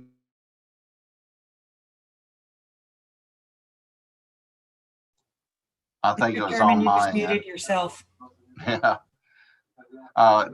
The standards, I don't know where I was going there, but how would that affect the asphalt plant in my district? I mean, what we're doing here with this bill. Yeah, remind me which plant it is. Well, we have one in Eden, Maryland. Okay. Yeah, so that's a great question. So basically what it would do is it would say that we're no longer going to use sealants in Maryland. We can't sell them and we can't use them in Maryland if they have really, really high levels of PAHs. So that's the first thing. And the reason we're doing that is because, I think unfortunately, a lot of the opponents, I think, are going to throw some junk science at you, but this is pretty well established, even by the manufacturers, including Mr. Campbell, that this stuff is bad news if the PAH levels are high enough, right? And it's bad for the bay, it's bad for people. So number one, for a relatively high level, no more sealants that high, right? But then after that, eventually, once MDE puts these regs in, so maybe a year or two, right? What it will say is, once you're under that level, then there are tiers. If you do a real bang up job trying to get rid of these levels, then you can have a gold standard and have like a little gold star, for example, on the box, right? Or on the spray. And then if you do a pretty good job, you'll get silver. And if you do if you barely meet the cutoff, you'll get bronze. And the idea is twofold. One, just to give consumers that care about this more information. Now, obviously, they'll have to pay more for gold, right? But it also helps manufacturers, including, I think, the manufacturer in your district, because it rewards them for going above and beyond. If they're doing a bang-up job and they invest in a better sealant, we want to make sure that consumers have that information. Otherwise, manufacturers in your district, if they do a really good job lowering that level to virtually zero, then consumers won't know whether or not they're getting the really good job manufacturer or the barely kind of C+ job. So that's what we're trying to create. So this is utilizing substitute products for the sealant qualities that by reducing the pine tar. Yeah, so yeah, the coal tar, and this bill used to be more coal tar specific. The bill used to, and you'll hear more about coal tar specifically. Historically, the way we thought about this bill and the way it's been brought in the past is saying, well, if you got coal tar in your sealant, that's bad. That's the PAH level stuff. But if it's an asphalt-based sealant, that's good. That's lower PAHs. But one thing we changed about the bill, and one thing that I think Mr. Campbell, given his business know-how, has brought to this conversation is he said, listen, you can have coal tar-based sealants that have low pH levels. And you can have sealants that have no coal tar in them that have high PAHs. So rather than using coal tar as a proxy for high PAHs, why not just spell out in the bill high PAHs and leave the coal tar nonsense behind? And I think that's a great point. I mean, he said eventually we may get, we're not there today, but he said eventually, say in 2030 or whatever, we might get to the point where you could have a coal tar based product that has 0 PAHs. And rather than the legislature come back and redo the language of the bill then, let's just get it right now. And I thought that was a good point, and that's why I appreciate this collaboration so much. And I would also be remiss to point out that you'll see on the unfavorable testimony that Haley Evans, who is a lobbyist representing the asphalt, the Maryland Transportation Builders and Materials Association, they also went unfavorable. They emailed Trish. They're going to be sending a new statement too, because I was able to talk with them about these amendments, and they're also on board now. So okay, even though there's a few unfavorables. Let's go to Delegate Lehman. Oh, sorry. Okay. Thank you, Mr. Chairman, and thank you, Delegate Stewart, for bringing this bill.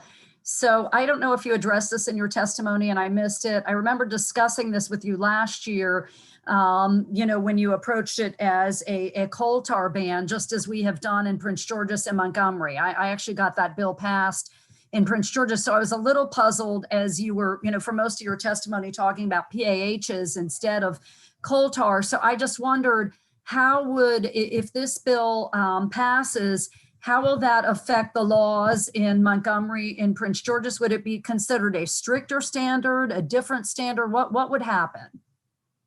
Thank you. So in some instances, I don't know exactly what Prince George's has done. And by the way, Delegate Lehman deserves a lot of credit for she's being modest. She's the one who introduced that legislation in Prince George's County. But so Montgomery and DC, I know, have actually gone back because they made this error. They initially said, what we're doing is we're banning coal tar based sealants. Well, then a bunch of products hit the market that didn't have coal tar, but had way higher PAHs than even the coal tar bills. So DC and Montgomery County basically both messed up, and they had to go back quickly and pass another bill because they didn't define this correctly. So we're trying to do it right here. And so the functional equivalent of the bill for those counties probably would remain the same, except it would maybe add this tiering system and some other things. I think this bill is both easier on you manufacturers in the sense that it allows them to ship out of state. For example, the manufacturer in both Delegate Learman and Delegate Otto's district, they ship internationally. And so, their point to us was, if you don't let us do that, we got to move to Pennsylvania, because if we can't ship out of the state, we're done. Union jobs lost, business done, which is why we made that change. But to answer your question, Delegate Lehman, there is no preemption. So counties can go stricter. And I think the short answer to your question is, in some areas, this bill is stricter than what Prince George's has on the books, but in some areas, it's more relaxed. Thank you. And it sounds like both. It sounds like stricter and more effective, because in Prince George's, we did model our law after Montgomery's. So thank you. Thank you for that. Well, that'll teach you a lesson, modeling your law after Montgomery County. Okay, so Delegate Stewart, I understand you have a large number of students who would like to each take 2 minutes testifying on this bill. That's correct. I know we're already getting late into the afternoon, so I do apologize for elongating everyone's day, but for me, at least, speaking personally, I think hearing them is one of the most joyous parts of session. So if you'll indulge me, Mr. Chair. So I have signed up Cindy Zahn, Claire Wang, Melanie Ritter, Ria Shah, Jennifer Littlefield, Pavin Rajgopal, Mimi Kandai, and Amy Witter, I think, right? Yes, and Professor Witter is she's just a professor. She's going to talk a little about it. She's no longer in 8th grade, though I assume she was in 8th grade once. The rest of them are students. Okay, well, why don't you, who would you like me to take first? Claire Wang? I think Pavin is going to start first, Chairman, because he's going to start sharing the PowerPoint, okay? Okay, go ahead.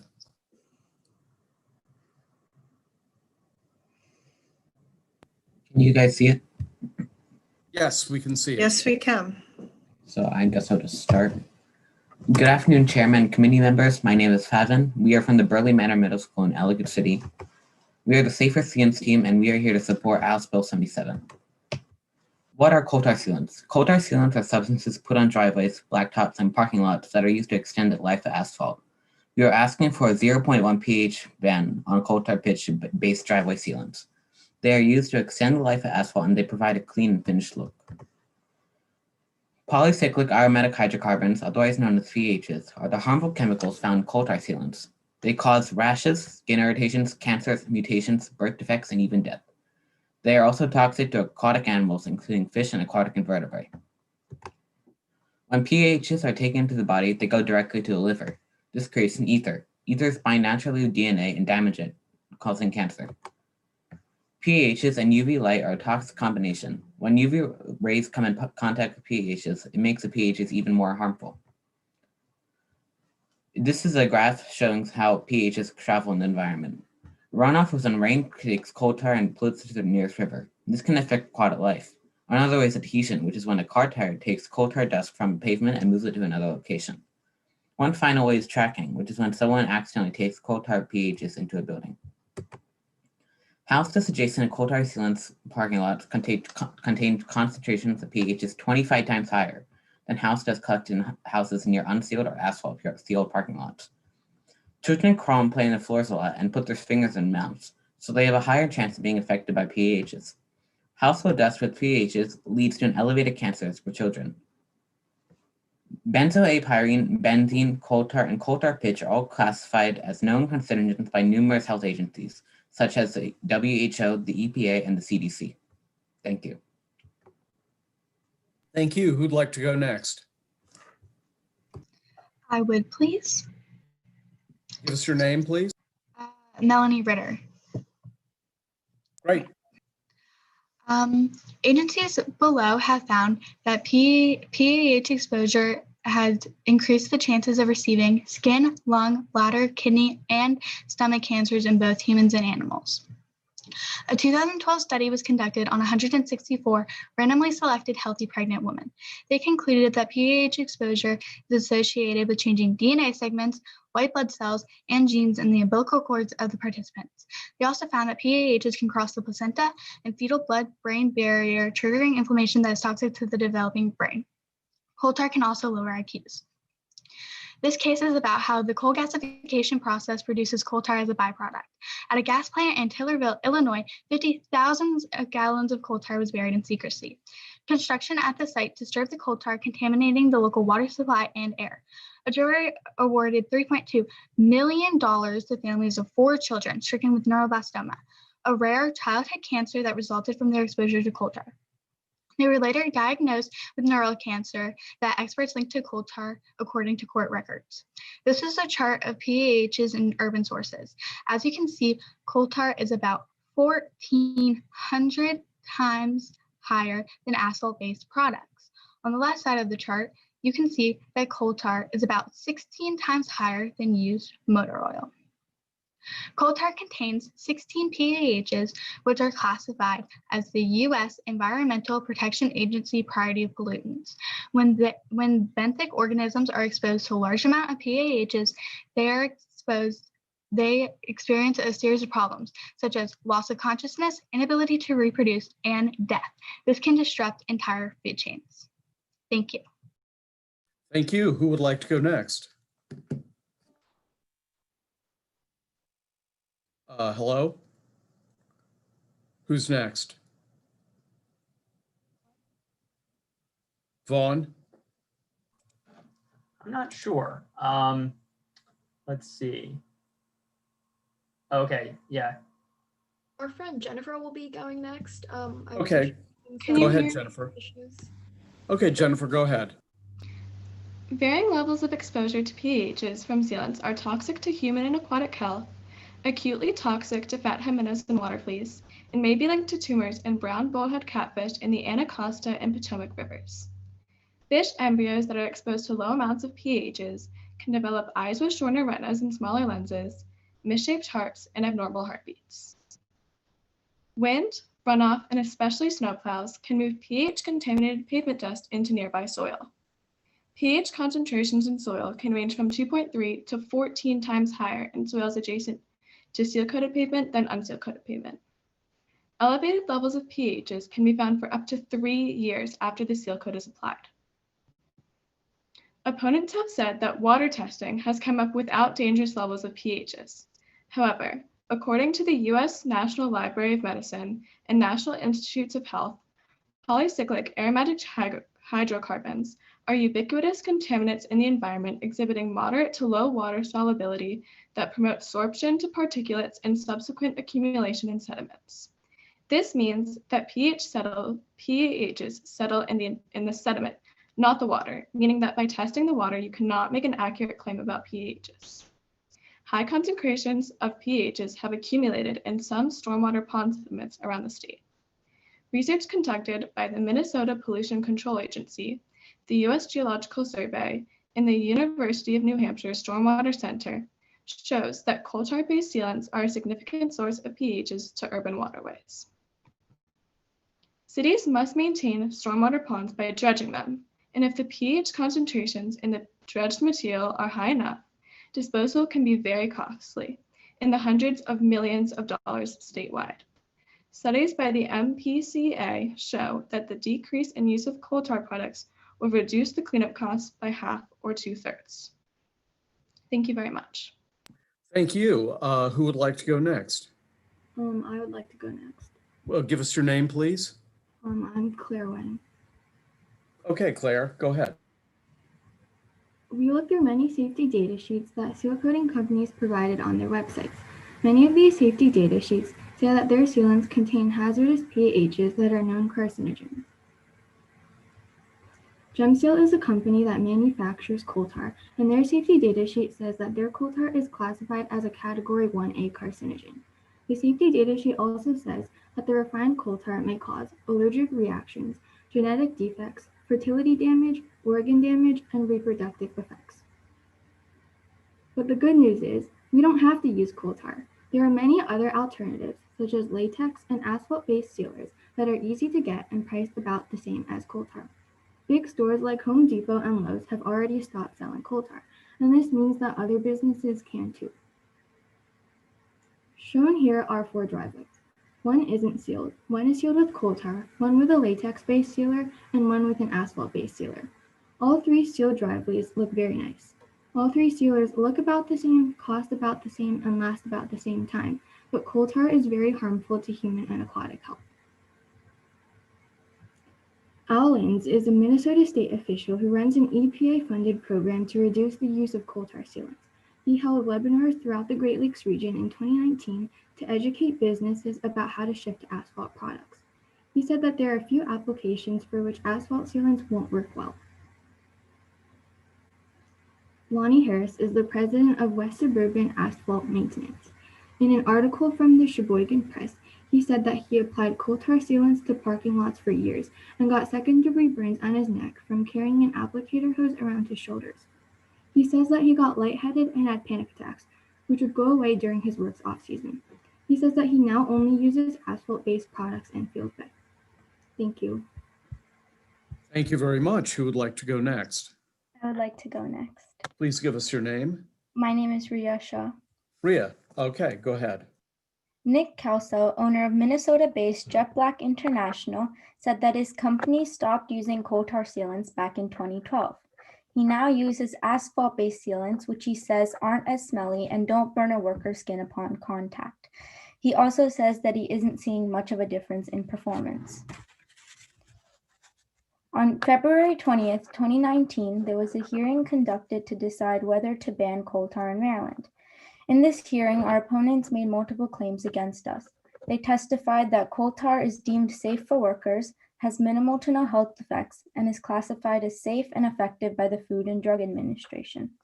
In reality, we found that coal tar is dangerous to humans and aquatic life and can cause skin, lung, kidney, bladder, and stomach cancers. Our opponents at the hearing stated that the only alternatives to coal tar is epoxy seal coaters and that they were 4 times more expensive than coal tar sealants.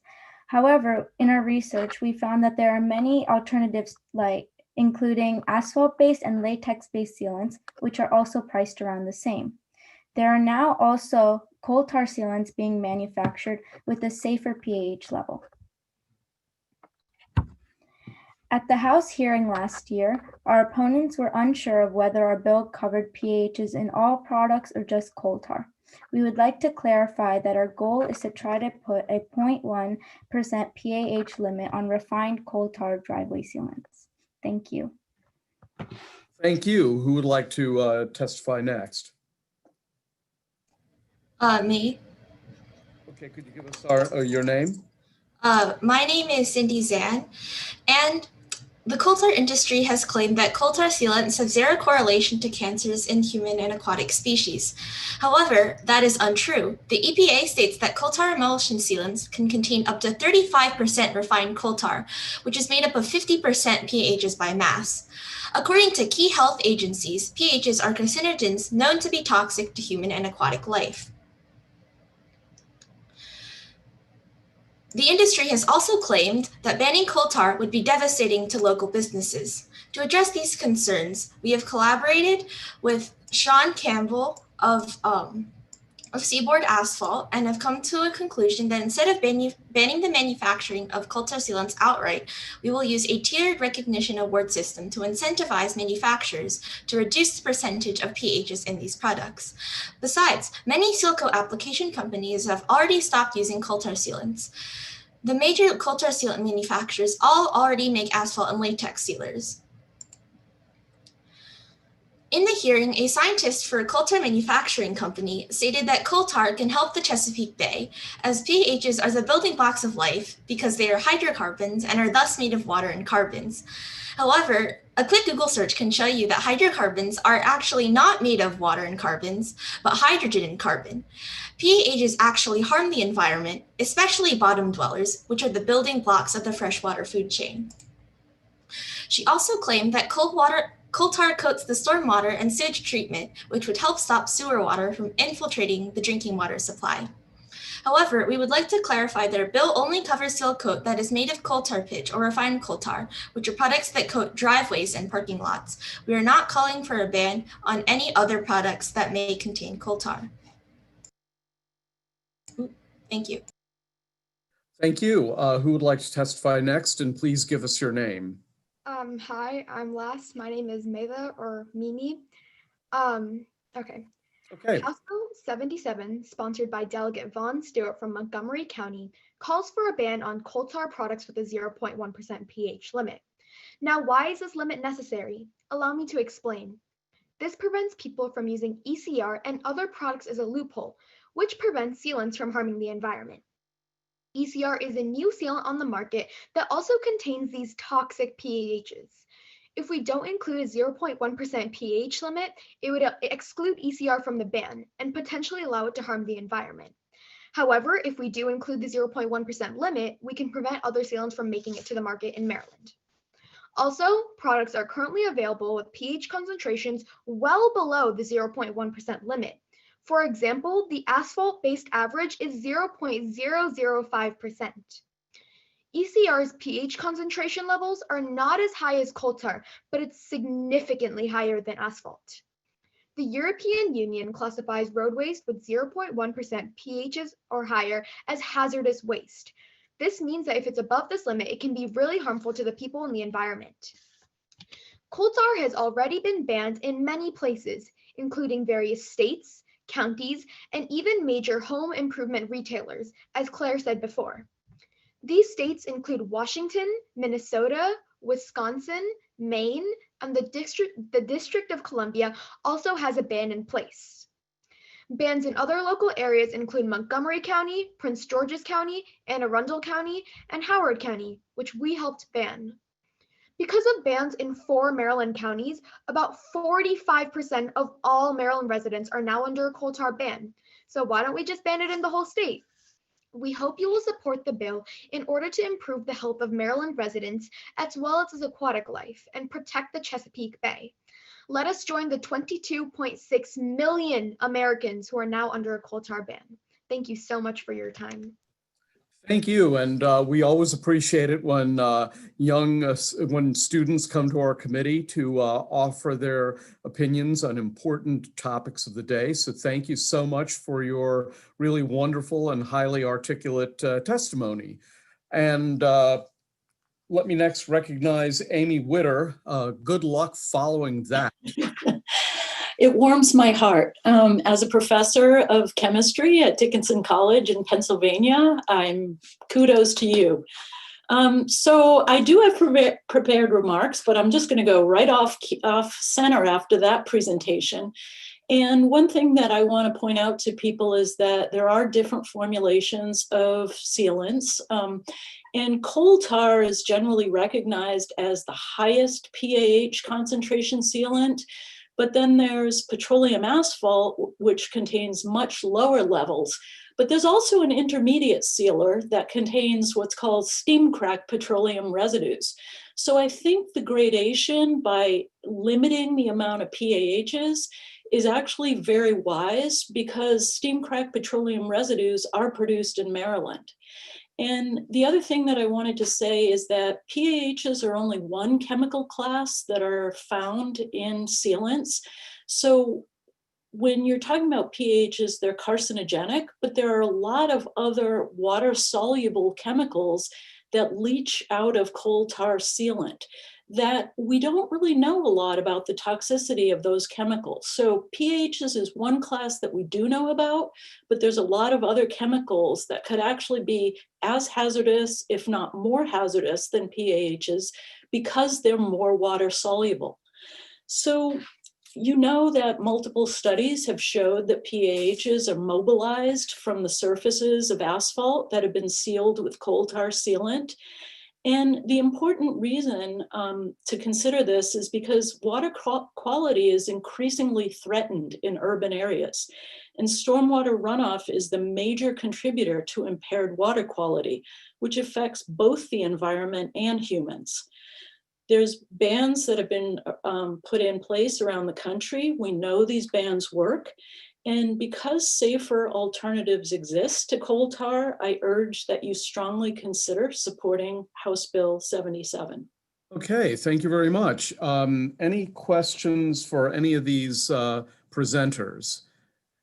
Okay, Delegate, I think Delegate Lehman is that hand raised from the asking question of the sponsor, or do you have a question of this group? Delegate Lehman? Okay, let's go to Delegate Ruth. Thank you, Mr. Chair.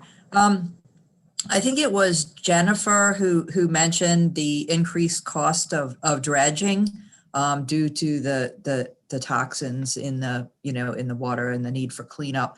But this question is really for anyone who can answer it. If you have any specific examples where that cost was increased, and how costly was it to do that?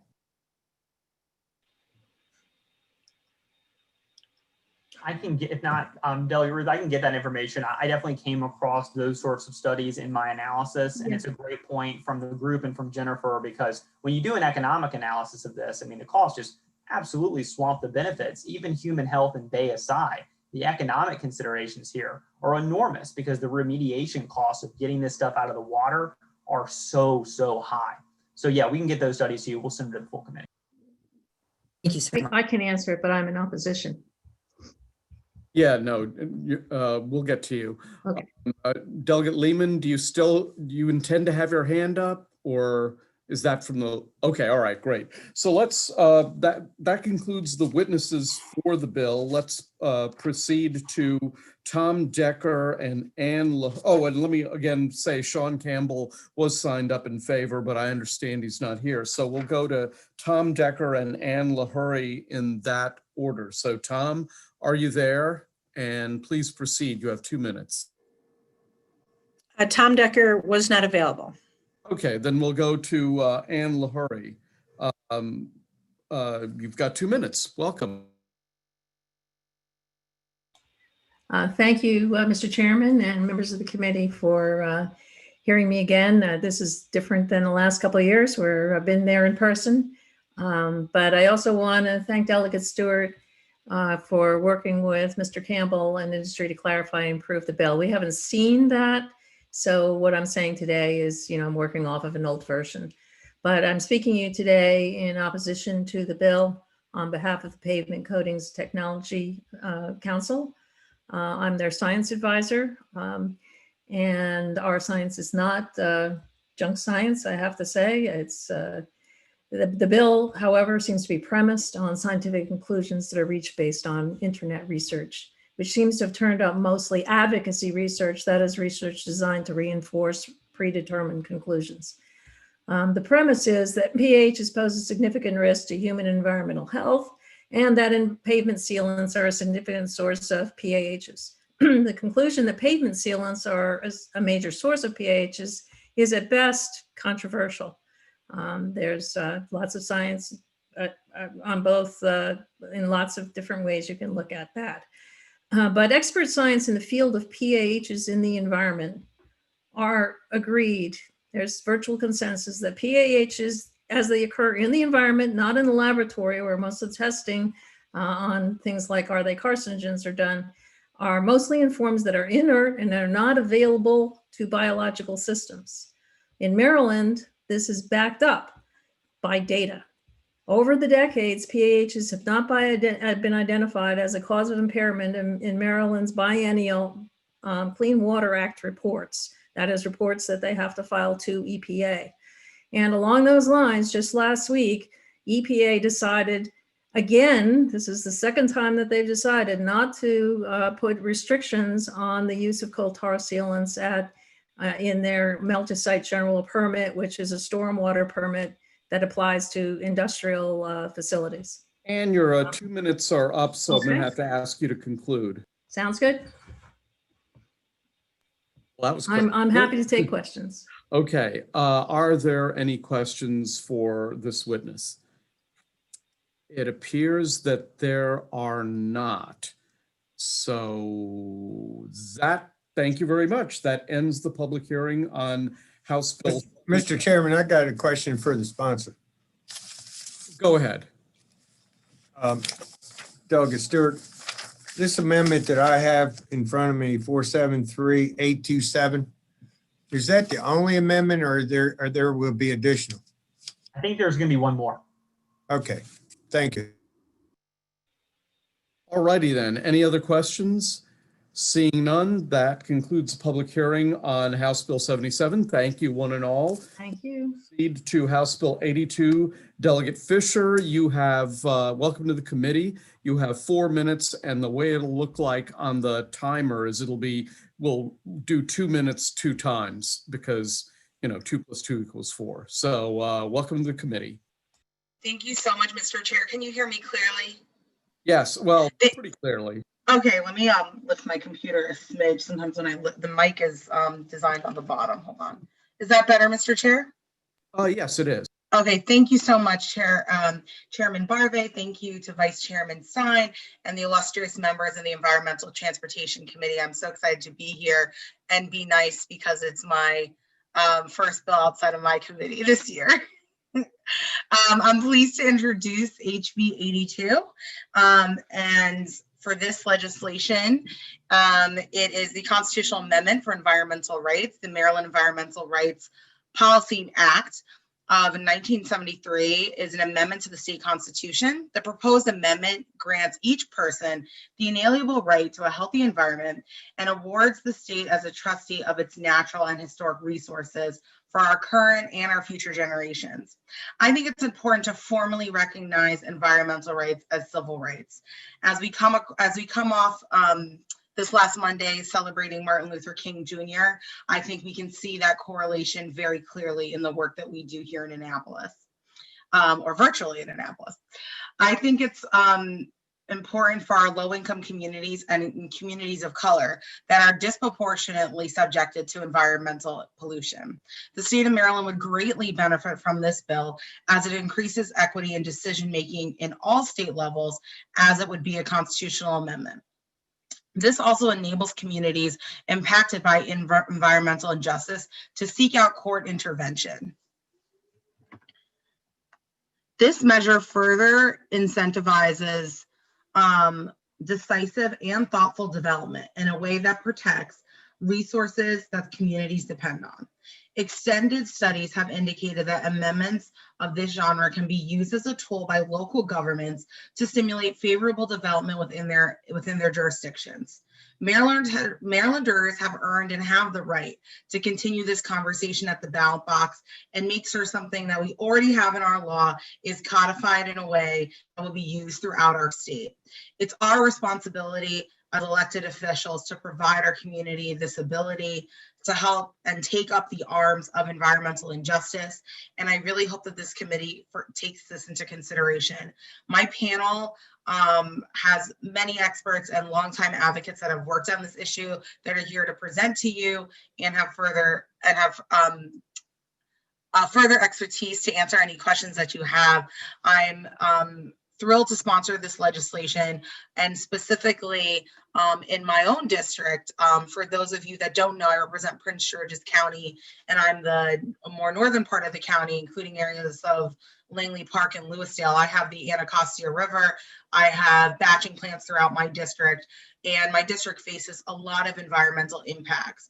And even though I'm not a frequent flyer in ENT, this issue is dear to my heart as my constituents face the harsh health effects of environmental injustice. Something that you may not know, those of you who aren't from Prince George's County, but my illustrious delegation mates that I see, like Delegate Harrison, can further tell you, is you've never seen more dialysis centers in Prince George's County before, right? There's a correlation to our environmental health and the actual health of our residents. On a personal note, and why also this legislation's very important to me, I also suffer with asthma and am a real statistic due to my race and gender and where I live as to the environmental impacts of environmental injustice. And so those, even though you might not always see it be the #1 issue coming through, maybe particularly my part of the county or in particular communities, it's really hard to face the issues that are slowly killing you when things are killing your community and your children in the street. If you could wrap up, your 4 minutes are up. Oh, they are? I'm sorry. The timer on mine said 150. I'm so sorry, Mr. Chair. Yeah, that's the third way. Oh, that's the third. Oh, I'm really sorry. That is all I have to say. I look forward to any questions. Thank you so much, and it was an honor to be here. It looks like we have a question from Delegate Ruth. Thank you, Mr. Chair. Delegate Fisher, you touched on this, but I wanted to get a little bit more explicit answer, and perhaps one of your panelists might be addressing this. And so if so, I'm happy to wait. But equity is obviously an important issue for this body, this session. And I wondered if you could address how this amendment would be important for Black and Brown communities. Sure. Thank you, Delegate Ruth. I'll be very brief, and then I'll let my panel, as Mr. Chair calls them, to speak, to touch upon this issue. It's super important because it becoming a constitutional amendment gives a legal ground for a lawsuit to be filed when there are issues impacting communities of color. And as a lot of you have seen, there's a true correlation with the health impacts of environmental injustice that happens in our community. And it's my belief and one of my passions to make sure that our environment and our communities are not only safe, but beautiful, and especially for those that are communities of color. And I think that this legislation will do that. You'll hear other states like Pennsylvania and others have done it. It has not led to a floodgate of litigation or anything like that. It really just sets a new standard of how environmental impacts need to be taken into account on every decision that we make. Thank you so much. Delegate Fisher, I have a question. Is your bill identical to the law in Pennsylvania, since you cited that as an example? I wouldn't feel comfortable to say identical, Mr. Chair, but it's very similar. I would want to get back to you if it's exactly identical. That I'm not sure, only because, I'm sorry. Okay. I believe I could answer that. Yeah, well, you'll be called up soon enough. Thank you. One question, Delegate Fisher. Civil rights, like the right to free speech and freedom of worship, are very absolute. We don't compromise on things like that.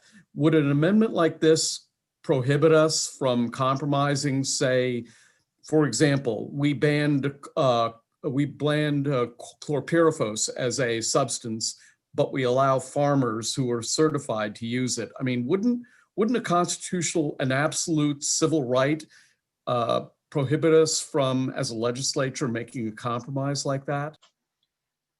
I don't, in my opinion, Mr. Chair, and again, I am a lawyer, but I wouldn't say I'm an expert in all legal things. I think a constitutional right gives you a framework. And within that framework, depending on what lawsuit it is or what action it is, that's why we have judges there to distinguish that. And I think that usually when there are exceptions to freedom of speech and all the things that we already have that we don't compromise, there are exceptions, right? And so I think that the court system, I believe, will clarify that distinction for us. And I also think that the ground of you having that right is favorable to the person who's going to be impacted for their clean air or their water. And I think when the legislature is making a decision to have that exemption, like you said, for farmers and for others, it's an exemption based on good cause and grounds. And I think that you will see that there. And we have exceptions to a lot of rights that we have already. So I do think that the courts will see that, and I'll let my panelists as well comment on that in their time. But that's my opinion, Mr. Chair.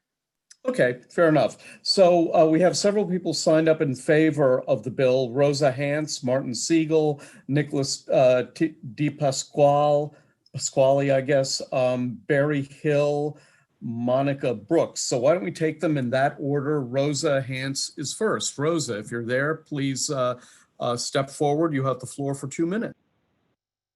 Hi, and good afternoon, Honorable Chair Barve and members of this committee. My name is Rosa Hance. I am testifying on behalf of over 70,000 members and supporters of Maryland Sierra Club to urge a favorable report on this bill. The Sierra Club has also submitted written testimony. In times of crisis, we fall back on our fundamental rights to free speech, press, vote, and peaceably assemble. Today, with a fragile democracy, raging pandemic, and a warming planet, we ask to codify the right to live and breathe in a healthy climate into the Maryland Constitution. It's simple. Cleaner air leads to healthier children. Yet almost 90% of Marylanders live in areas with unhealthy air by EPA standards. The few remaining coal plants in Maryland produce a fraction of our power, yet almost all of the toxic sulfur dioxide. We know the link between burning coal and chronic conditions like asthma. We know that race, not class, is the #1 indicator of where a toxic pollution source is located. We see the disproportionate burden of incinerators, highways, power plants, and heavy industry on communities of color as health impacts during COVID. There is evidence and precedent that a constitutional amendment that enshrines environmental rights into law is both effective and legally prudent. A Yale Unitar workshop provided insight into its effectiveness in over 180 nations and states.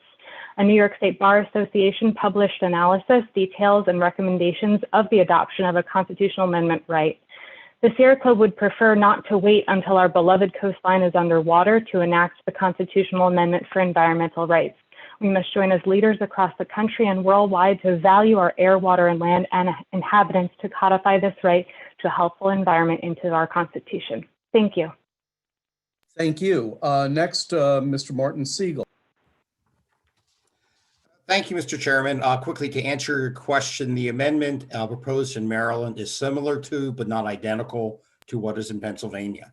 Okay. Thank you for the opportunity to testify. I live in Baltimore City and work in Pennsylvania as an environmental attorney. My clients include energy companies, developers, individuals, and municipalities.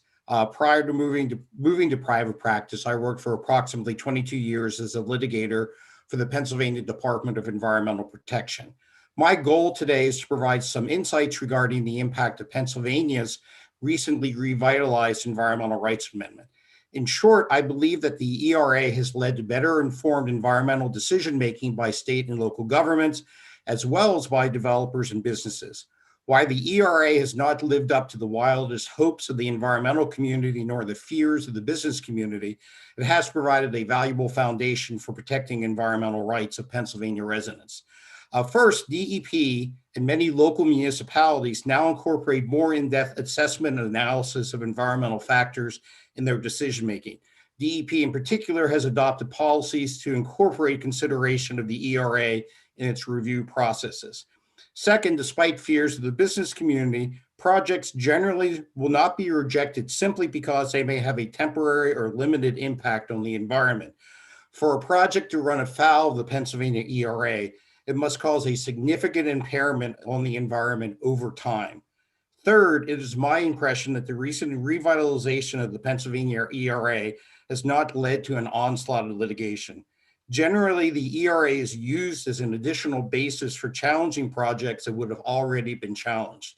I have no information, and I do not believe either the Pennsylvania DEP or state and local municipalities have been required to hire additional attorneys to hire cases as a result of the ERA.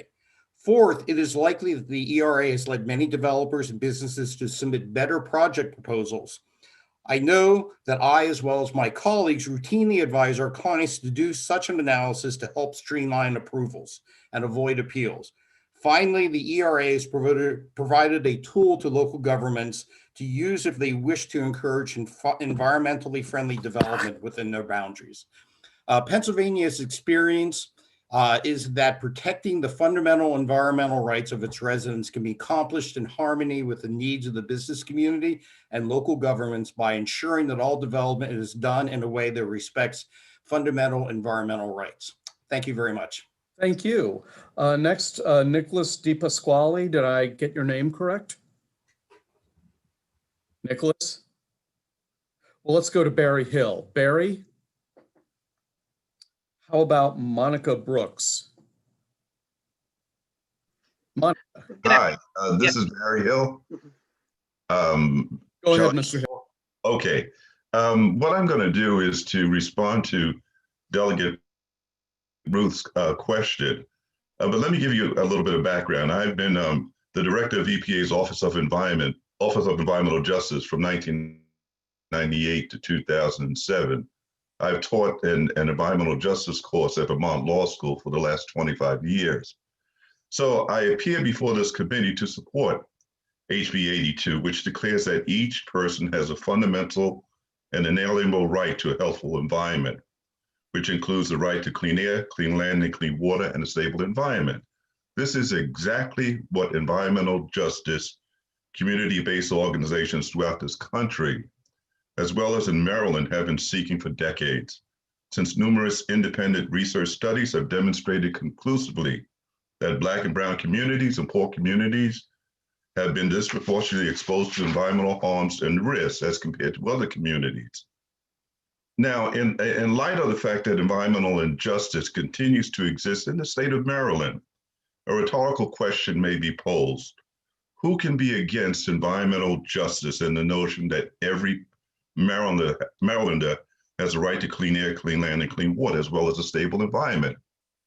Put another way, who can be for environmental injustice and the current situation that exists in the state of Maryland, in some communities in this great state? That is a rhetorical question, but it's a real question for many of these communities. So I beg you, I implore you that now is the time for this committee to exercise its leadership, since it is essential at this time to address these major environmental and public health issues in all communities by moving HB 82 forward in the legislative process. Thank you very much for your consideration and your attention. Thank you. Thank you. I see that Nicholas DePasquale is here. So if I got your name correctly, why don't you go next? You're muted.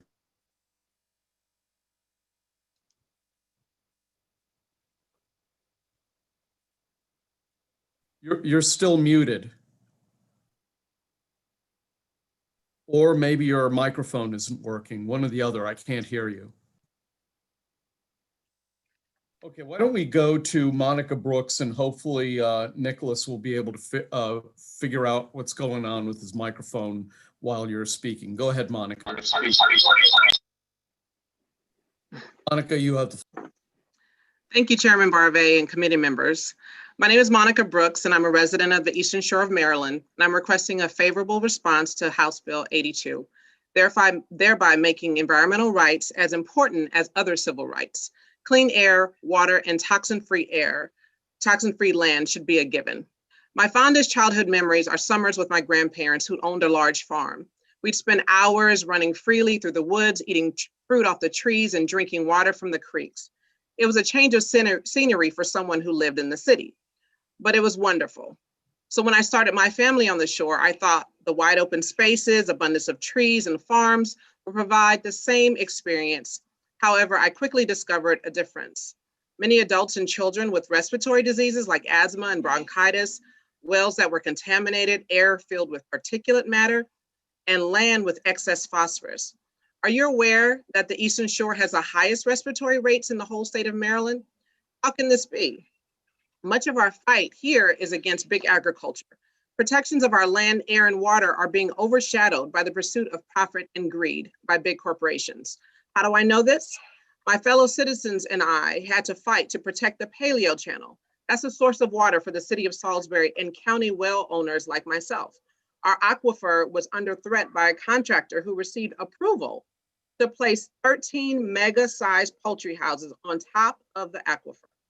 The complaints by hundreds of citizens on the local and state level were dismissed. Ordinary citizens banded together over a 2-year period until we successfully halted this project. But this did not come without a cost. Many of our citizens were persecuted, threatened, assaulted, and some lost their jobs. If we had this amendment, citizens would have had the necessary protections to prevent those atrocities. As a mother and a grandmother, I pray that you would support this amendment, letting all Marylanders know that life and good health are more valuable than profit and greed. Thank you, committee. Thank you very much. Nicholas, are you still there? And I want to give you a chance to speak.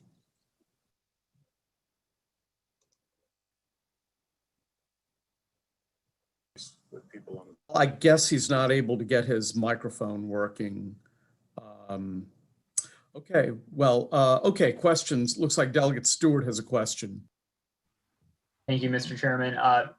My question is for Mr. Siegel. Mr. Siegel, I appreciate you joining us. I have to first warn you that Pennsylvania and its environmental policies don't always have the best reputation in our committee. Sometimes we get a little bit frustrated with y'all's ability to sort of pollute the water that then comes down and downstream with us, with the Conowingo dams. Or anything you can do to help sue your state to get them to shape up under their amendment would be appreciated. But my question is relates to, I think, what we're going to hear from the opponents later, which is that this is going to, flood the courts with litigation and not even really make much of a positive impact. It's going to cost the state a bunch of money. You spoke to this obviously earlier, but have any of those, cries of, Armageddon, has any of that borne out in Pennsylvania to any extent? My experience, and first I should say I have to profess that I have not done a detailed analysis of every single case that may have been filed in Pennsylvania, but I have monitored and written on this topic extensively. It has not borne out. I am not aware of suits that have been brought solely on the basis of the Environmental Rights Amendment, at least pertaining to actions by, say, Pennsylvania DEP or municipalities. Typically, when those actions are challenged that include the ERA, there are actions that would have been challenged anyway. Now, the caveat is, I have to be clear, there are two types of actions that have arisen in Pennsylvania. One is when a local municipality or the state takes an action like approving a permit. The other type of actions where the prominent cases have been is where there have been direct challenges to legislative actions. For instance, when the legislature amended the Oil and Gas Act in Pennsylvania. That was a direct challenge to legislation. So those were new. They would not have occurred but for the ERA, but they've been very few, less than a handful, I would say. So no, we have not seen, at least in my experience, an onslaught of litigation overwhelming municipalities or the state. I appreciate that, Mr. Siegel. And I just have one other follow-up that's related. One common criticism of the bill that we'll hear later, I'm sure, from the opponents, is that this will lead to rejection or a bunch of suits or potential rejection of very basic projects. That basically, by putting this amendment in the Constitution, we're empowering kind of neighborhood activists, or NIMBYs, if you will, to file suit against a development project that is benign, but because it somehow impairs their constitutional rights. So I just wanted to know if you were aware of any examples in Pennsylvania of that occurring, successfully. Have neighbors ever been able to block like a development project or like a relatively benign, non-catastrophic project that seems frivolous, but they've been able to sort of hang their hat on this amendment? Has that happened in Pennsylvania? I am not aware of anything like that. Typically, the few cases where an action, say by Pennsylvania DEP, has been reversed or remanded back to the agency, it's where the agency did not do enough analysis and assessment of the environmental impacts. The Pennsylvania Supreme Court, in interpreting the amendment, made it clear that the intent of the amendment was not to bring a halt to development. There's a distinction between a short-term impact and a long-term impairment. Quick example, if you were simply building a bridge over a stream that needed a DEP permit, that's going to have a short-term impact on the stream, but those projects did not get reversed. They go on. Okay, great. That's very helpful, Mr. Siegel. Thank you again for joining us. Thank you. Mr. Siegel, I've got a couple of questions. Okay, there are a lot of people. Well, first of all, I'm a little surprised that Pennsylvania has such a constitutional amendment. I mean, we in Maryland, without a constitutional amendment, banned fracking. But in Pennsylvania, you've got this constitutional amendment and you can't ban fracking. Why is that? I would say there has not been a court case under the ERA to ban fracking. That's a very simple answer. That case has not been brought. I would venture to say is that I think looking at both sides, there are probably arguments on either side about the environmental impacts of fracking or not. I could not predict how such a case would come out if it were brought. Well, see, let me explain to you why I'm going there. Okay. I would have to assume that the amendment in Pennsylvania is pretty weak if it can't stop something as bad as fracking. So I would tend to believe that whatever, I haven't read Delegate Fisher's bill, and I will, of course, but I would be very surprised if she's proposing something as weak as what they apparently have in Pennsylvania, which allows you to pollute the waters going into the Chesapeake Bay and permit fracking and God knows what else. Well, let me say one of the first, by way of background, and I go into the history of the ERA in more detail in my written testimony. The ERA has been on the books in Pennsylvania since 1971. It was revitalized starting in 2013 by the Pennsylvania Supreme Court. That case back in 2013 involved the challenge to amendments to the Oil and Gas Act, which basically had the state usurping the power of municipalities to regulate or zone against fracking, did a number of other things. The Supreme Court overturned those legislative amendments.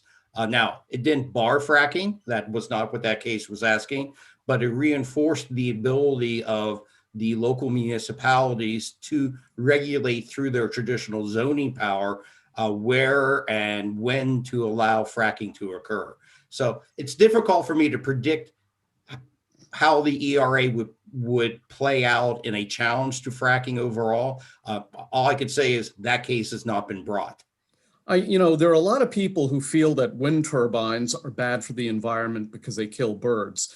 Could such a court case be pursued if we pass this constitutional amendment?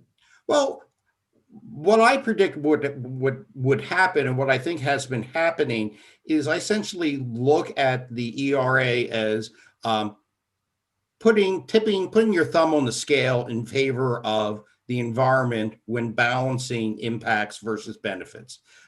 In essence, just because something has an impact, you have to look overall at the environmental benefits of that project versus any harms.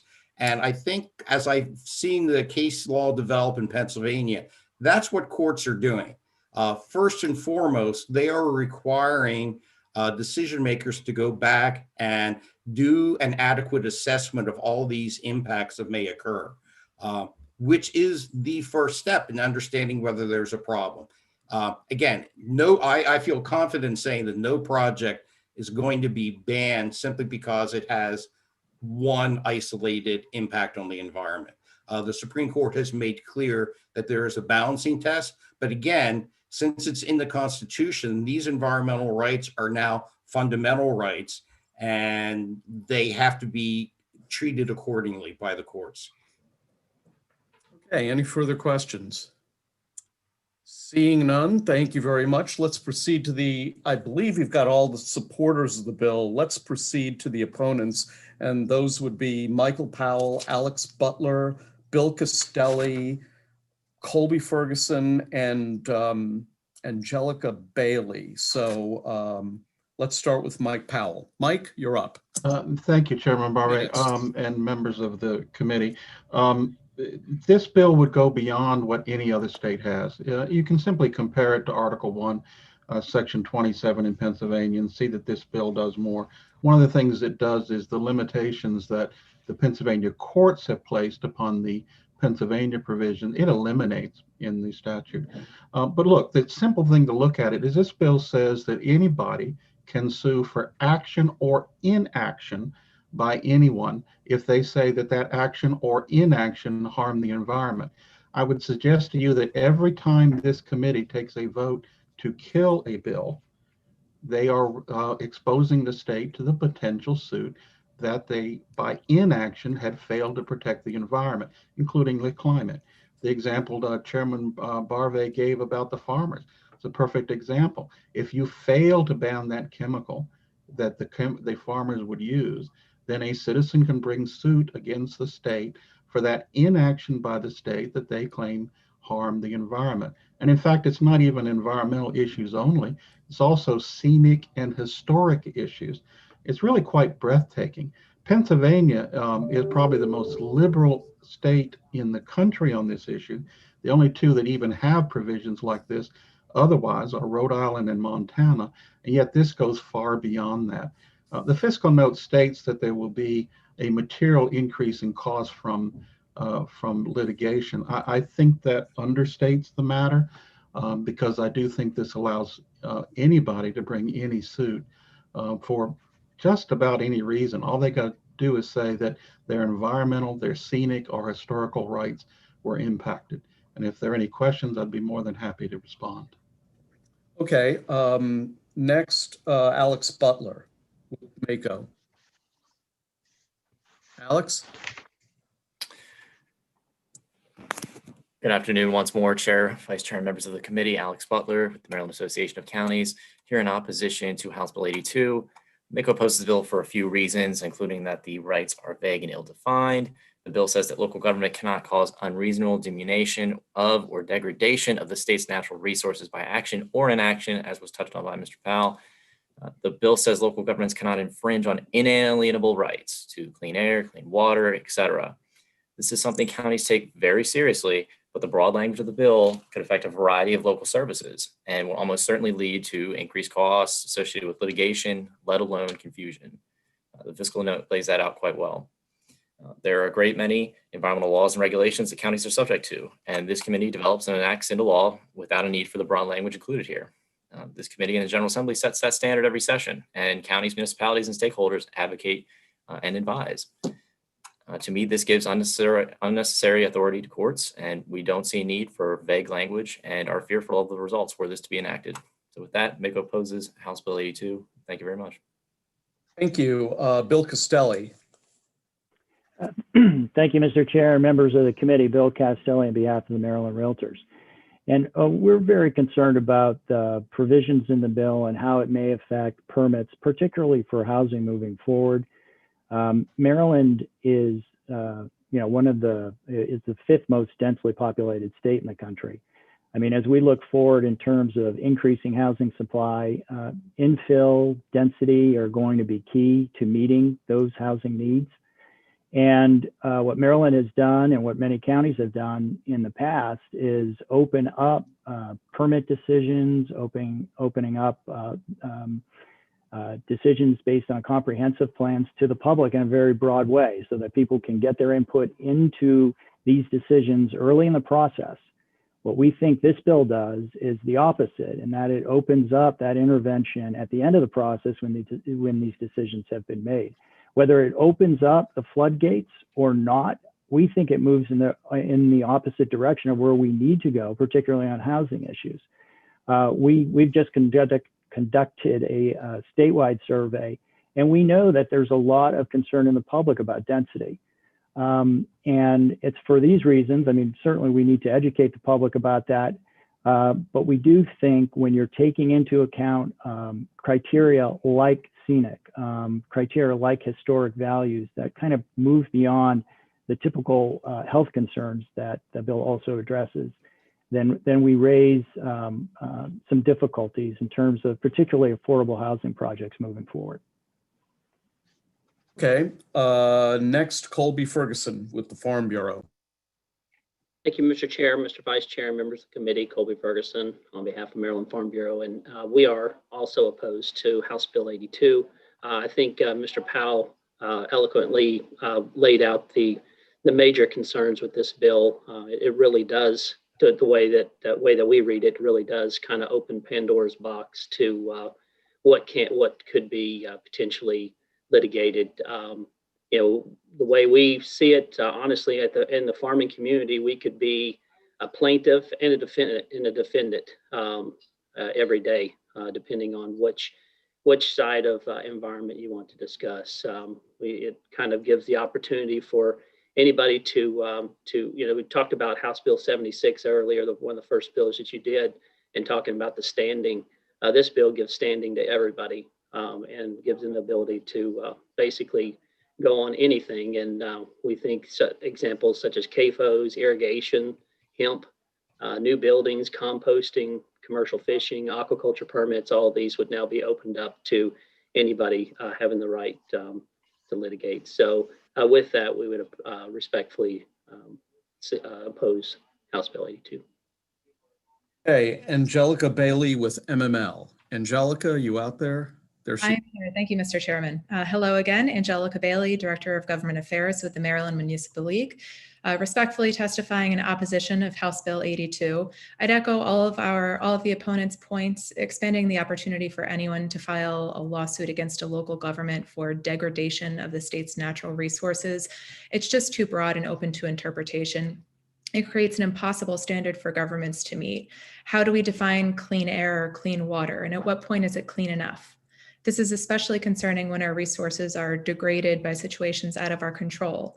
If polluted air or water flows into Maryland from another state, it would be unfair to hold a local government responsible for another state's bad actions, but that's what this bill would allow. Establishing this right opens the door to litigation that local governments simply can't afford to defend, especially given our current challenges.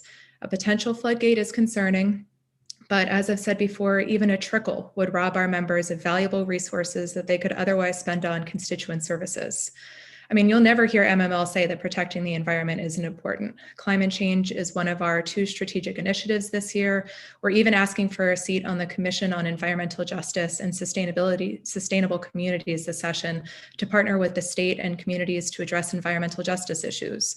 But this bill is just too broad, and though it's well-intentioned, it would have significant consequences for our membership.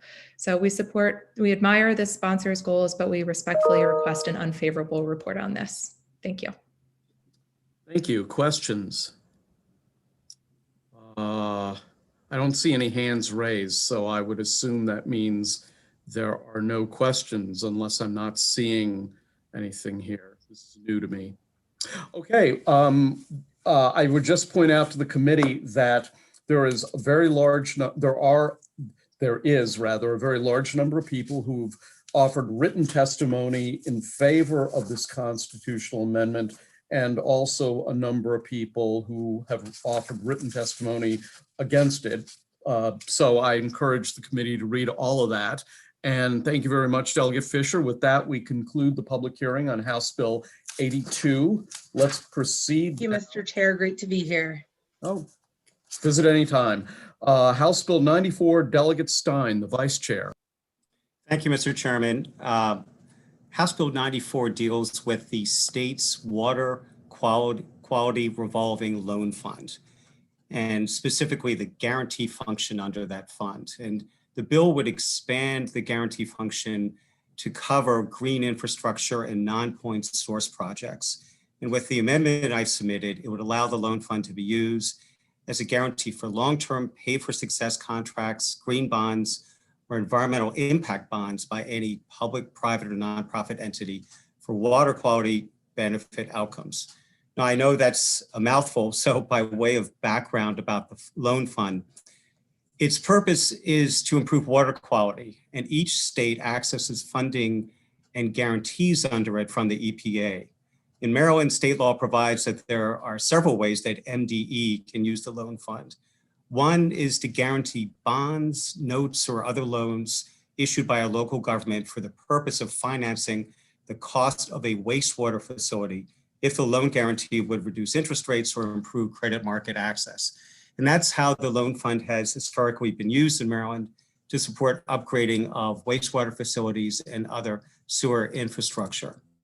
Now, EPA has said that the loan fund guarantee that's available under State Revolving Loan Fund can be used for projects in addition to wastewater facility projects, such as green infrastructure and non-point source projects, provided they improve water quality. You always have to have the connection between improving water quality and any action under the loan fund. So I've worked with MDE to come up with the language in the bill and the amendment. And MDE has said that the bill's language clarifies its authority and conforms to federal law. So by making these changes, we would allow the loan guarantee function to assist projects such as tree plantings, forest management, and other environmental impact projects that have a water quality benefit. And that in turn could make these projects more affordable and also would leverage private sector capital for these projects. And this loan guarantee function can also be used for pay for success contracts or green bonds issued by a public or private entity. And again, they always have to improve water quality. So any new project or project category that would be considered under, with the changes in this bill would still need to be approved by MDE and would require a funding agreement with MDE. So with that, Mr. Chairman, I'd be happy to take any questions. Sure. Before I entertain questions, have we seen this before? This looks sort of familiar. Not this particular bill, at least as far as I know. Okay. Well, Delegate Clark has a question. Yeah, sure. Thank you, Mr. Chairman. Delegate, just school me, if you could answer a question for me. You made the statement that the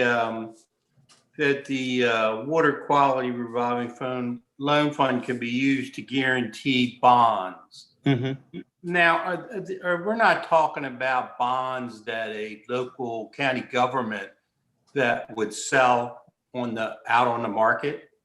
No, they could very well include that, and this guarantee has been used to assist counties with the sale of their bonds on, okay, so, go ahead. On water quality projects such as sewer related projects or wastewater facilities. So question is, if you would permit me one more question, Mr. Chairman. We have a quasi-government agency that's in charge of water and sewer.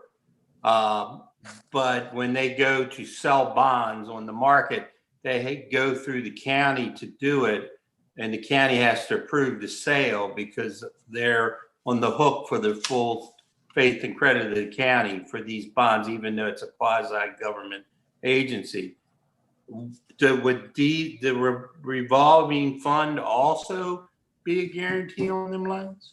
Yes, the loan guarantee that's available under this law, this loan fund, would provide a guarantee for, in the event of default under the bonds, of repayment of the bonds. Now, these projects where the guarantee is approved have to be approved by MDE. So perhaps MDE would say that, well, this guarantee that we're talking about is secondary to the county, or there might be some joint responsibility.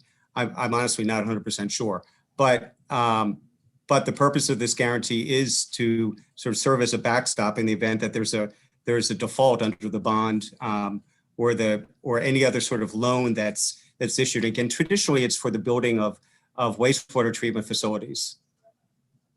Okay, thank you very much. I appreciate that. Sure. Any more questions for the sponsor of the bill? Okay, seeing none, let's proceed to two people are signed up in favor. Absolutely no one is opposed. So we have Mark Breyer and Robert Sherman, who are both in favor of the bill. So let's start with Mark. Mark, you out there? Yes, Mr. Chairman. Thank you, members of the committee, for the opportunity to speak on behalf in support of House Bill 94. For the record, my name is Mark Breyer. I'm here representing the Nature Conservancy.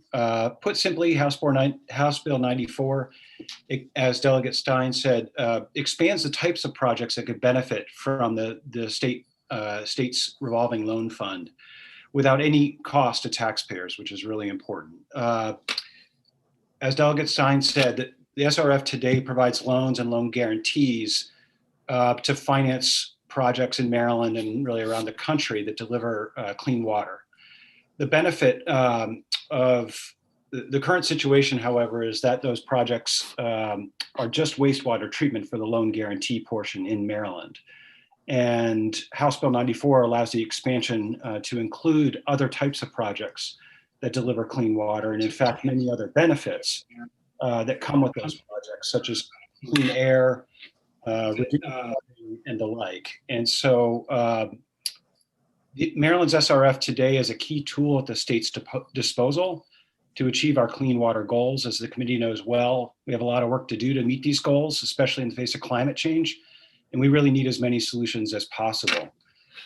House Bill 94 will also provide access to private financing at lower cost, meaning these projects end up costing a lot less than they would otherwise, delivering clean water to Maryland citizens and its ecosystems.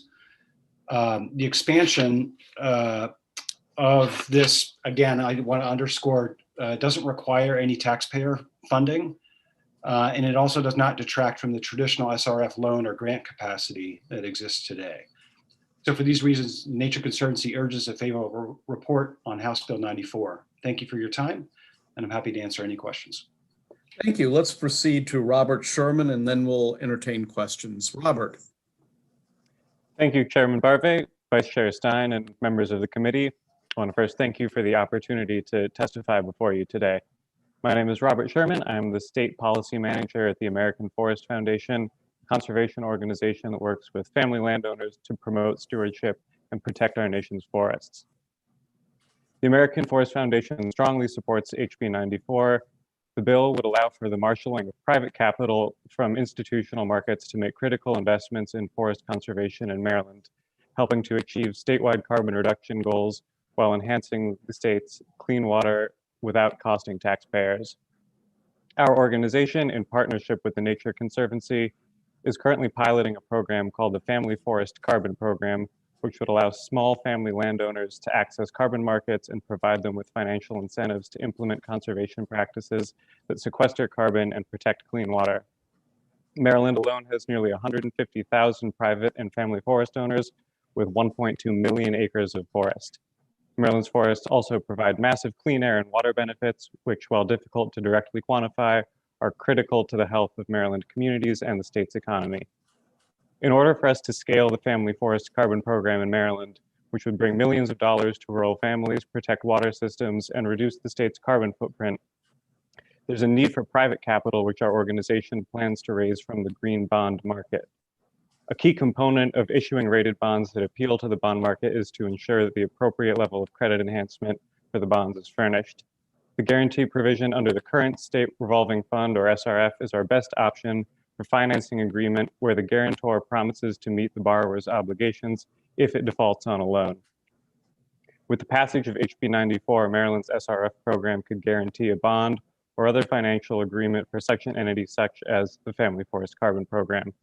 The bill would allow non-point source clean water projects to be supported by the SRF, as well as allowing for new sources of private capital to invest in Maryland's clean water and forest carbon without increasing taxpayer burden.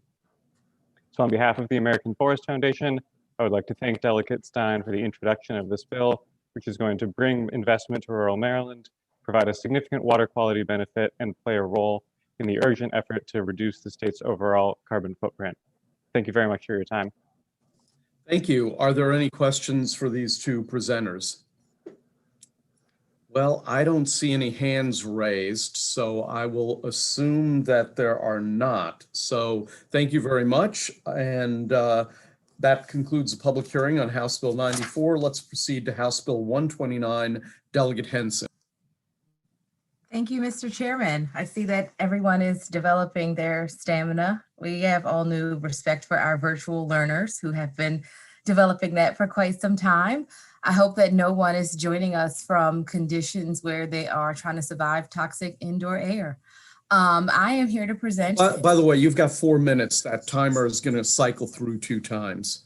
Thank you, Mr. Chairman. I am here to present a bill titled Mold Inspection Standards, Reporting and Penalties. This bill is intended to improve public health. Currently, the harmful effects of toxic mold is recognized, but it is not addressed. With this legislation, the health consequences of chronic lung disease, asthma attacks, skin rashes, coughing, wheezing, burning eyes, and now COVID-19 will be reduced when we improve indoor air. With this bill, first, we would empower Maryland's Department of Environment and Department of Health to adopt regulations for the inspection, detection, and remediation of mold as it occurs indoor. Second, we would enforce those standards through the minimum livability code by our cities and our counties. Third, we would give tenants the power to to avail themselves of the rent escrow process and civil remedies to make sure their landlords were held accountable. You'll see from the variety of testimony that's submitted in writing and that signed up to testify that this bill impacts a variety of different parties. A lot of work has been done to bring this bill to a place where it's attainable for our cities and our counties, but yet is meaningful enough to help those that are living with the harmful impacts of mold. There are 5 sponsor amendments that I hope to be able to discuss with the committee today. The bill is supported by renters' rights groups, commercial remediation companies, and Senate President Ferguson's advisory work group on equity and justice, the Environmental Justice Subcommittee. It truly is an equity issue, and we must protect our indoor air quality and those relying on their landlords for habitable housing. I thank you all for your continued consideration of House Bill 129, and I ask for a favorable report. Thank you. Thank you. Are there any questions for the sponsor of the bill?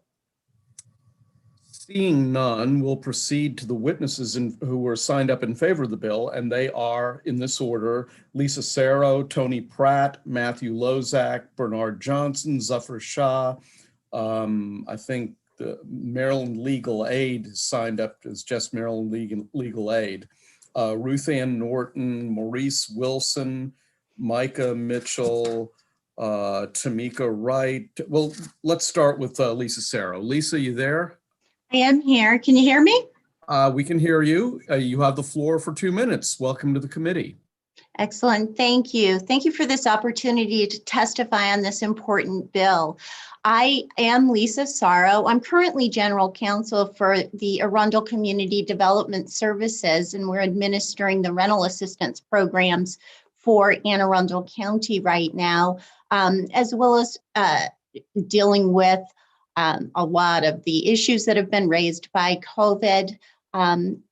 Prior to my work with ACDS, I was a legal services attorney, and I worked with low-income housing issues, tenants primarily, who had to deal with mold issues on their own. It's virtually impossible for low-income individuals to pursue a rent escrow action to try and improve their living conditions on their own the way that the law is right now.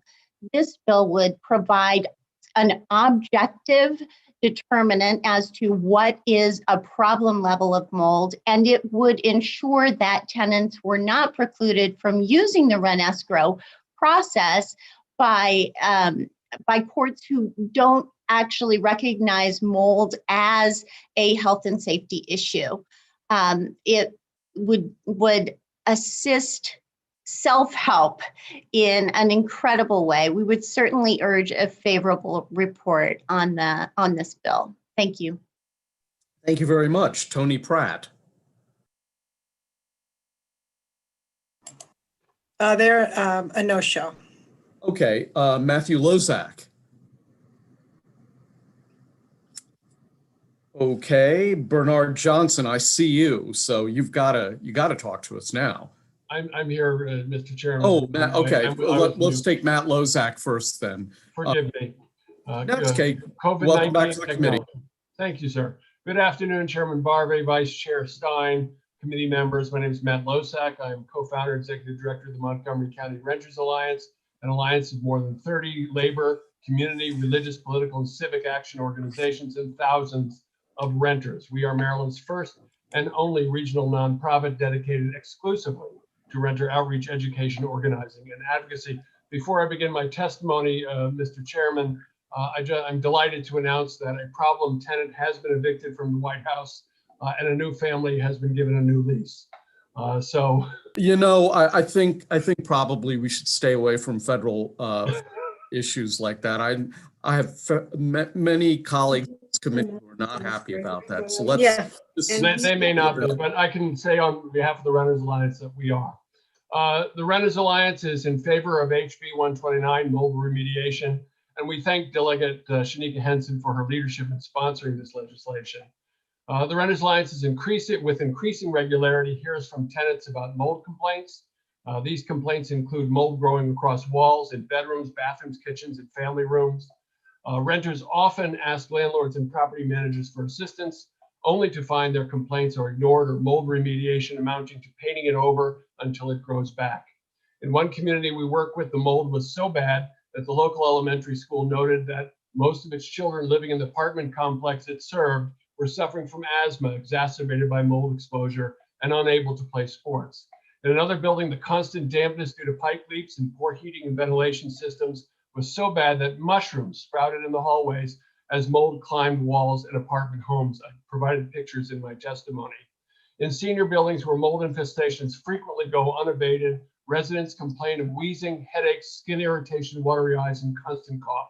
Mold is a growing health hazard for renters, and its abatement and control must be required by law, with no less mandate than how we require the extermination of rats and vermin. As we continue to see a rise in damp weather from rising temperatures, as well as from the apartment communities with leaking pipes and poor maintenance, renters are increasingly vulnerable to mold infestations.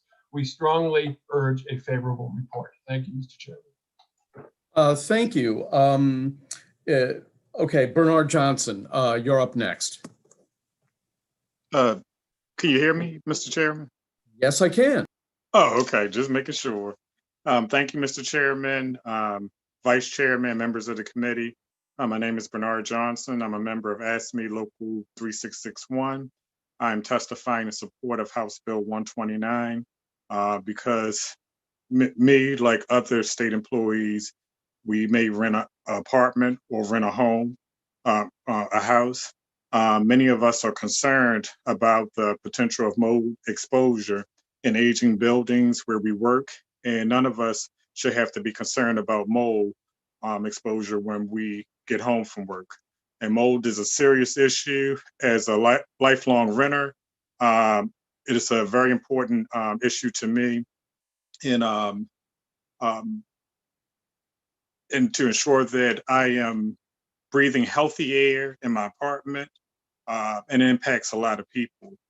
Years ago, when I used to work at Rent Court, a lot of the tenants filed escrows against landlords and had disputes over this issue also. At my office, where I worked at, we had air filtration issues, and colleagues experienced mouth infections, eye infections, ear infections, and one colleague had to get surgery. And over at the Seton Northwest office at Mount Hope, they had a sewage backup, which caused a real bad mold infestation at that office. And where I live at in my apartment, every 6 months when my landlord changed the filters, I email my office manager to find out in the building where I work at if the landlord there has changed the filters for safety of my colleagues and my coworkers. In conclusion, House Bill 129 established a very important standard and will help all of us to prevent sickness, illness, and I urge this committee to provide a favorable report. Thank you. Thank you. Zafar Shah. Zafar, you out there? I'm here. Okay, take it away. Okay, thank you, Chairman Barve, Vice Chair Stein, members of the committee. I'm Zafar Shah, an attorney in the Human Right to Housing Project at the Public Justice Center, which serves legal assistance to hundreds of Maryland renters every year.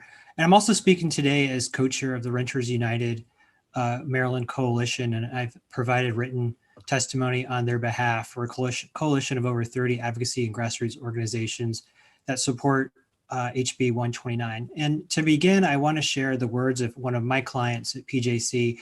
She writes, "I started to feel sick in the home. My coughing and congestion at home are so persistent that I only really notice them when I've been gone for a few days. I'm in a nightmare right now. I'm living out of boxes so that the mold doesn't spread to my belongings. I can't keep food in my cabinets because it gets contaminated. I can't have my granddaughter over because I'm afraid she'll get sick.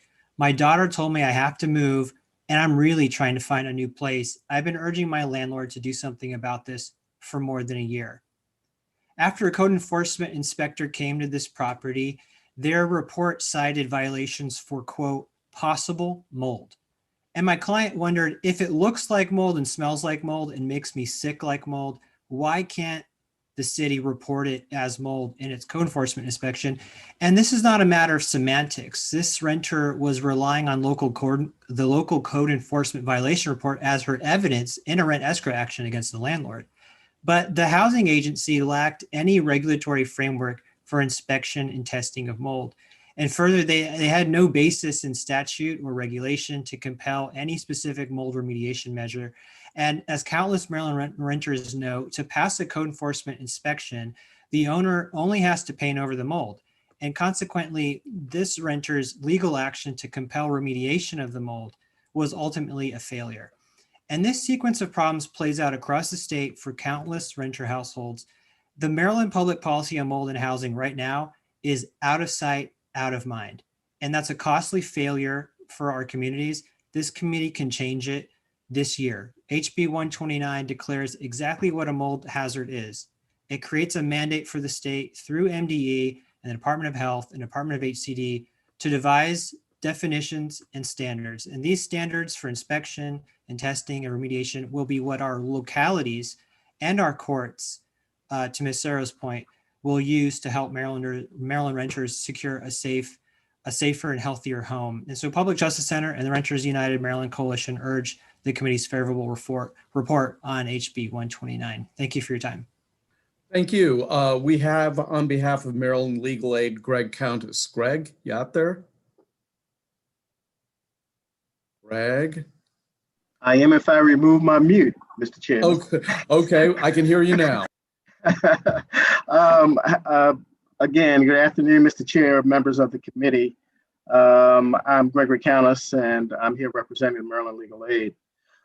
We support a favorable report on House Bill 129. I provided written testimony, and I won't go through it. But this bill, as has been stated, seeks to fix a problem which bedevils tenants throughout the entire state. Though a few jurisdictions do have rental housing inspectors who inspect for mold, the overwhelming majority do not. And as Zephyr just laid out, in many cases, these inspectors don't have a standard by which to measure the severity of the problem, and even a standard as to what remediation efforts should be used in order to get rid of the problem.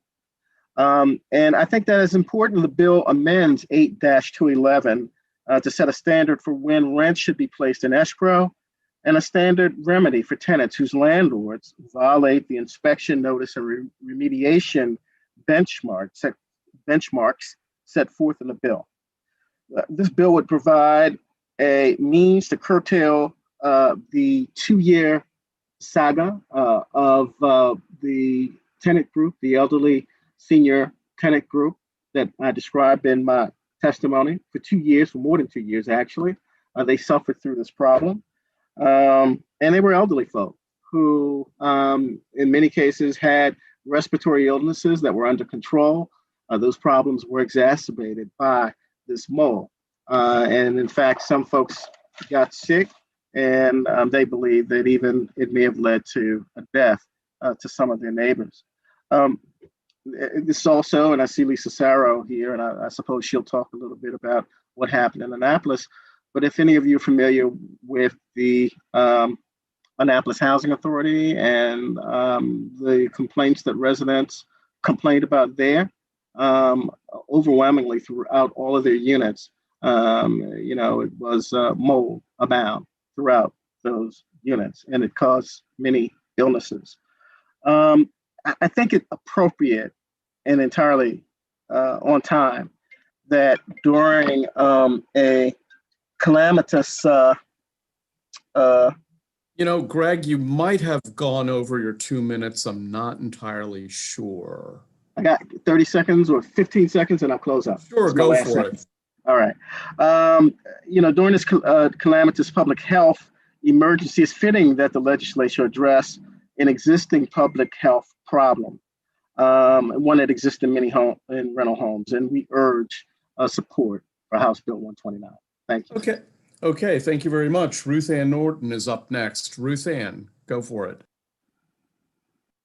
Thank you, Chairman and Vice Chairman and Delegate Henson for this hearing and advancing House Bill 129. I'm Ruth Ann Norton. I'm the President and CEO of the Green and Healthy Homes Initiative, a national nonprofit headquartered in Baltimore that addresses the social determinants of health and racial equity by the advancement of healthy housing in low-income neighborhoods. I'm not going to repeat much of what has been in my testimony, certainly, or has been said earlier. So I want to bring up a few things that are really critically important about this thoughtful legislation put forth by Delegate Henson. 15 states in the District of Columbia have already advanced legislation to address what is one of the most undermining factors of creating healthy housing that if unchecked, exacerbates asthma that leads to the #1 reason that kids miss school. It adds to the poor quality of health for our seniors.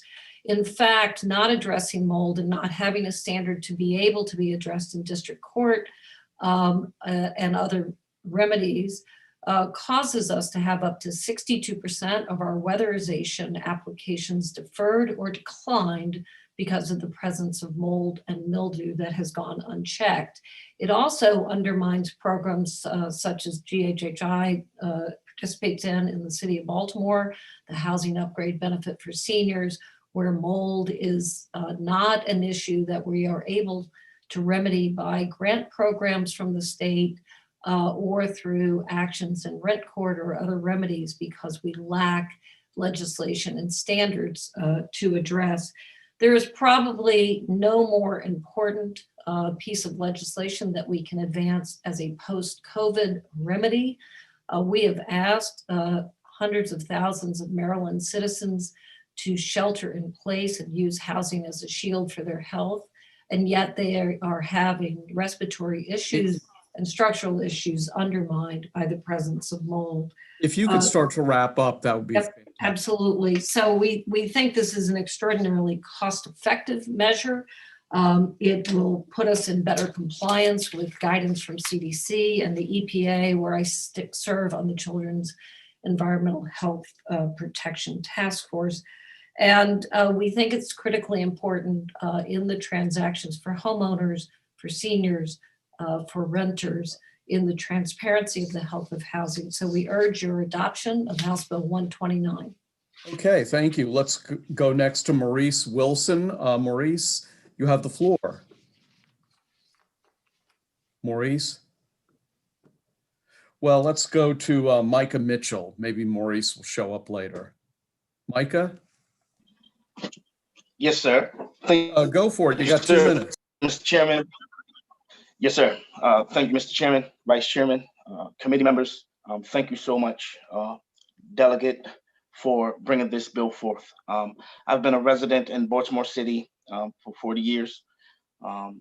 I've done a lot of work through human resources, dealing with at-risk youth and adults, family care, and I've now changed my career because of this problem that we're speaking about right now.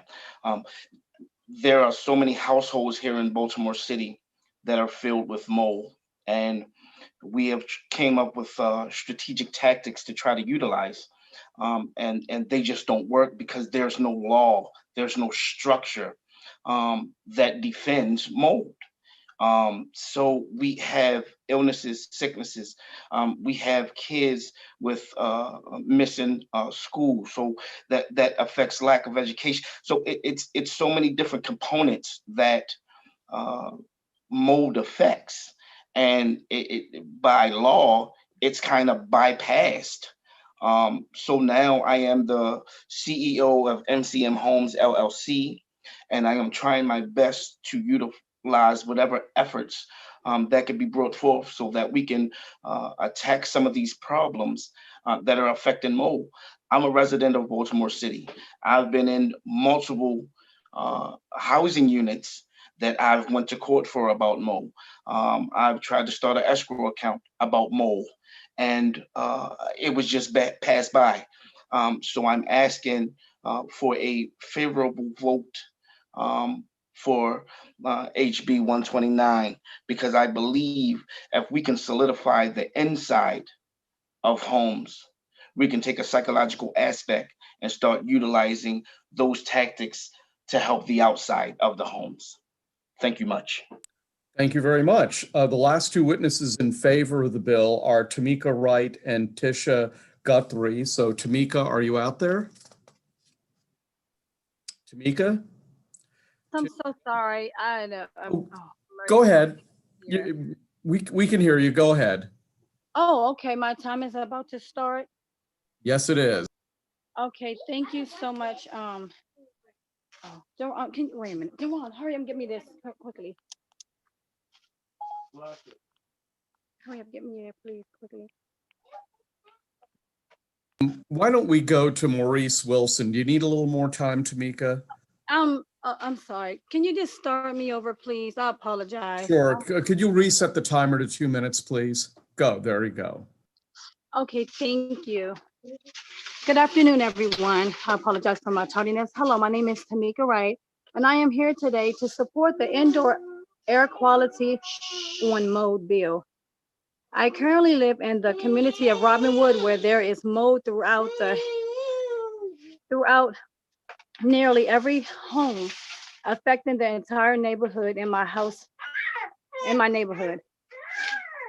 In my household specifically, there was mold throughout each room, including my 5 bedrooms where my children, all under the age of 18, sleep. Each of my children, born completely healthy with no complications, suddenly became sick with respiratory infections, several skin rashes, ear infections, and more. This is due to mold being on multiple surfaces, on wet or dry areas in my home, as well as affecting the air quality, which was and has become increasingly critical during this pandemic. Aside from health issues arising, there was significant damage to property in my home, such as bed sets, dresses, clothes, and more. These items have been extremely expensive to replace, exceedingly thousands of dollars, as I have 8 children to support, not including my other 3 children who frequently come to visit my home, and 1 is currently pregnant. The loss and strife of my family has experienced due to this issue is something I would never want others to experience or continue to experience. And with that being said, that is why it is important that this bill needs to be passed and a preventive measure to protect the future of families like mine. Inspections of mold should be a requirement and not an option. This is very serious and a danger to other people's health issues. Again, this inspection for mold should be a requirement and not an option from this day forward. Thank you. Thank you very much. Tisha Guthrie, you out there? Yes, I am. Thank you. Okay, you're up next. Yes, thank you, committee. Thank you, councilman. I'm sorry, chairman and the committee. My name is Tisha Guthrie. I'm here representing Baltimore Renters United, as well as Bolton House Residents Association. I'm also an Affordable Housing Trust Fund Commissioner in the Baltimore City. Unfortunately, mold is really a reoccurring issue here in our apartment building. I am a transplant patient from Johns Hopkins Hospital. I also have an eye condition that really makes me susceptible to any kind of irritants. I have definitely noticed an increase in my symptoms during these last 10 months.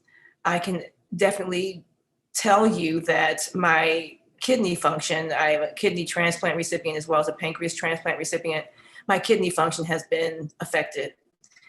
There are many medical journals and research initiatives that are now connecting mold exposure with Alzheimer's disease. What this bill, which I'm definitely in support of, HB 129, all it is asking is to put in place regulations, reporting mandates, and standards that hold landlords accountable. Oftentimes, there is no recourse. We may have evidence, but the evidence proves to be ineffective because there's no bill on the, there are no laws on the books to give us any kind of recourse. There are people in my building who have pre-existing conditions. Those conditions have been exacerbated due to the stay-at-home order. I, myself, and my fellow resident association board members are feeling the effect of this poor air quality. Maryland is if you could begin to summarize. Sure. Maryland is an environment where humidity is an issue. So for that reason in and of itself, it would make sense to have something on the books to actually address the environmental issue. So I urge a favorable report on HB 129. Thank you. Thank you. And I understand Maurice Wilson is now with us. Maurice, you're up for 2 minutes. Welcome to the committee. Maurice? Okay. Well, unfortunately, I don't think we have Maurice. He's in the waiting room. I mean, there he is, Chairman. Oh, okay, good. Maurice Wilson, welcome to the committee. Do you need to unmute yourself, perhaps? Well, I don't know. Okay. Oh, there he is. We're not hearing him, though. His microphone must not be working. Mr. Wilson, can you check your microphone? I don't think he hears me. Okay, well, is there any way to communicate with him? Does somebody have his? I can try to message him. Yeah, why don't you do that?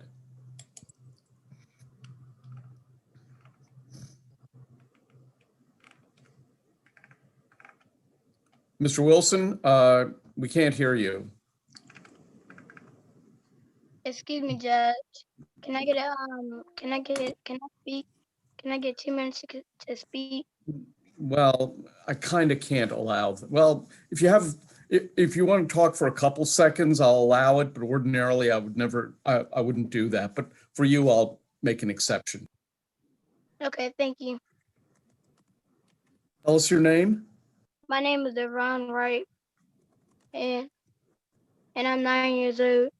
And I wanted to speak for my family and saying that we all had mold in the house and we couldn't breathe, so we had to breathe like in an air machine thing.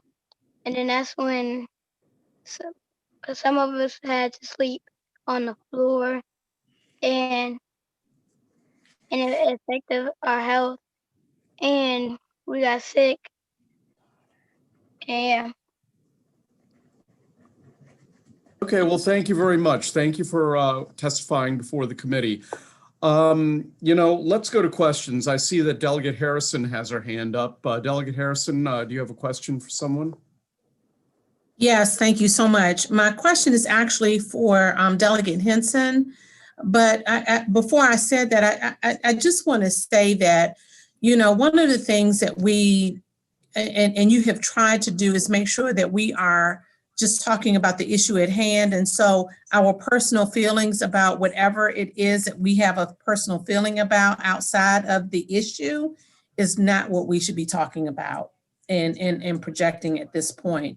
But my question for Delegate Henson is, it seems like I remember last year that Delegate Henson had an issue revolving around mold.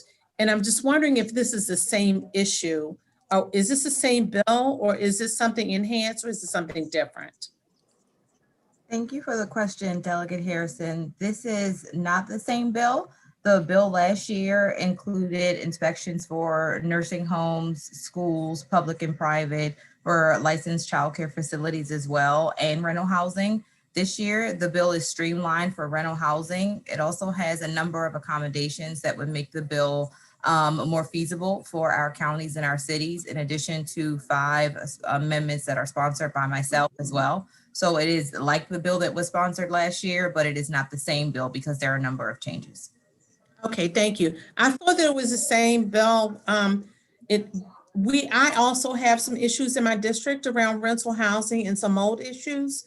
And it just seemed like it was familiar. And so that was my only question around that. Thank you so much. And I apologize. I tried to blame it on my age and at my heart or my mind. I just couldn't figure out how to raise my hand when the chairman asked for questions for you.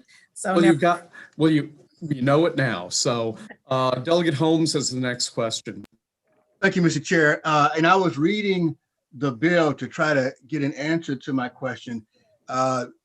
What is different between the bill we're discussing now, HB 129, versus the normal district court process of putting rent into escrow? And anyone can answer that question, if you could, please. Thank you for the question, Delegate Holmes. If we still have Mr. Shaw, I will ask him to answer the question. We're going to draft you, Zuffer. That's fine. I'm happy to answer the question, Delegate Holmes. I think there's 2 main distinctions. So one is in the 8-2, the 8-211 that we have today. There's no language about any specific hazard, and most codes don't define mold. No codes define mold as a hazard that would create a lack of safety and health in the property, at a definitional level. So this bill helps to do that. It describes what a mold hazard is, and the escrow provision in this bill, which is separate from the existing one, says that if the requirements of of testing, having the accredited inspector come out and essentially kind of do what a lead inspector might do in the lead context. If that's a violation and the landlord hasn't fulfilled the requirements that will be mandated by MDE, then there's a per se sort of violation that will help the tenant then have a claim for escrow, even apart from having to prove the actual conditions, which inspectors would help with, but just that at that per se level, failure to meet the requirements of the standards for testing, inspection, etc. That in itself would be the rent escrow case. And if I could, Mr. Chair. Go for it. Thank you. And again, I've been trying to read the bill as we go through here.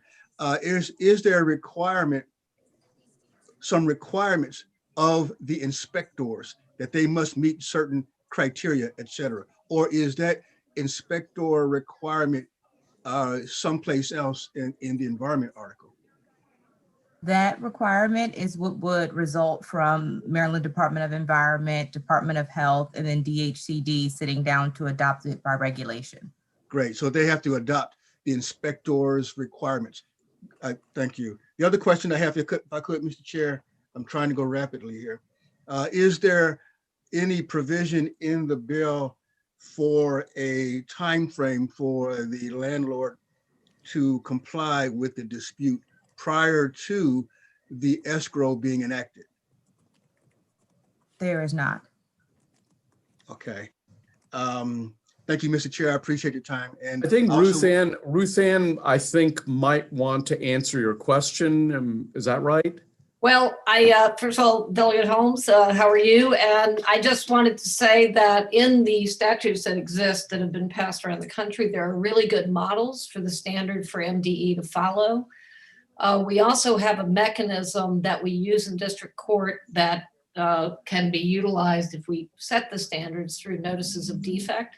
So there would be a very orderly way in which both the inspection side and the district court side could be. But is there something in this legislation? No, MDE would do that through regulation, but my point is there's many good standards out there that are set. for MDE to be able to do that and align it. So the regulation part, is that any uncodified language of HB 129? I'm just trying to get the nexus between the two. That's all. I didn't mean to cut you off. I'm gonna defer to the experts on how we might have the language on that. But I do think MDE is quite capable, prepared to do this and align it with the notice and the training that already exists is that's laid out so well. This sounds like a good thing to take up in work in the committee, right? We can get to that at a later point. And I wanted to thank Ms. Wright for bringing her kids into the discussion as well. Thank you, Ms. Wright. Yep. Thank you, Mr. Chair.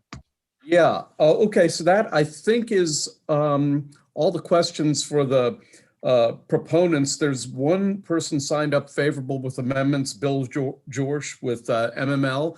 Bill, you out there? Tell us what your amendment does. Justin Fiore is going to talk for MML, Okay, I believe. that's fine. Justin, go ahead. Thank you, Mr. Chairman, Vice Chair, committee members. My name is Justin Fiore, and I'm a Government Relations Manager at the Maryland Municipal League. Thank you for providing us the opportunity to testify today. This is in support of House Bill 129 with amendments. I also want to thank the bill sponsor for working with us ahead of session and through the last couple of weeks on ways that we can develop something that's more feasible for local government, but also stay towards a mold-free rental environment. The framework we've discussed is one that utilizes the existing inspection schedule. So either through the rental licensing procedure, the livability code, or via complaints to code enforcement officers, and then also establishes a process for requiring and enforcing remediation through the landlord-tenant aspect of it. We are happy to continue working with the sponsor of this committee and other interested parties. I'm also available for questions to you and the committee members now. Thank you. Questions for Justin? Okay, seeing none, we'll proceed to the opponents of the bill, and they would be Kenneth Welsh, Lisa May, Alex Butler, and Aaron Greenfield. So let's start with Kenneth Welsh with the Maryland Conference of Local Environmental Health Directors. Kenneth? Good afternoon, Honorable Chairman and members of the committee. My name is Kenny Welch. I'm the president of the Maryland Conference of Environmental Health Directors. We appreciate the intent of requiring annual mold inspections to promote public health. However, this bill requires a local jurisdiction to perform the inspection and the enforcement. Should local health departments be expected to carry these inspection activities, we would need additional adequate resources. Already understaffed and underfunded health departments struggle to meet their current mandates. Third-party inspections would also require additional resources for tracking and the enforcement. Without additional funding, the annual inspections will be unattainable and, most importantly, will not resolve this issue. Therefore, we respectfully request the committee give an unfavorable report. Okay, thank you very much. Lisa May with the Realtors, you're up. Thank you, Mr. Chairman. Lisa May on behalf of the Maryland Realtors. HB 129 would require an annual mold inspection for every rental property in Maryland. Hold on, Lisa. Could you freeze the timer? And somebody needs to mute themselves so that we can hear the witness. Trish, is there?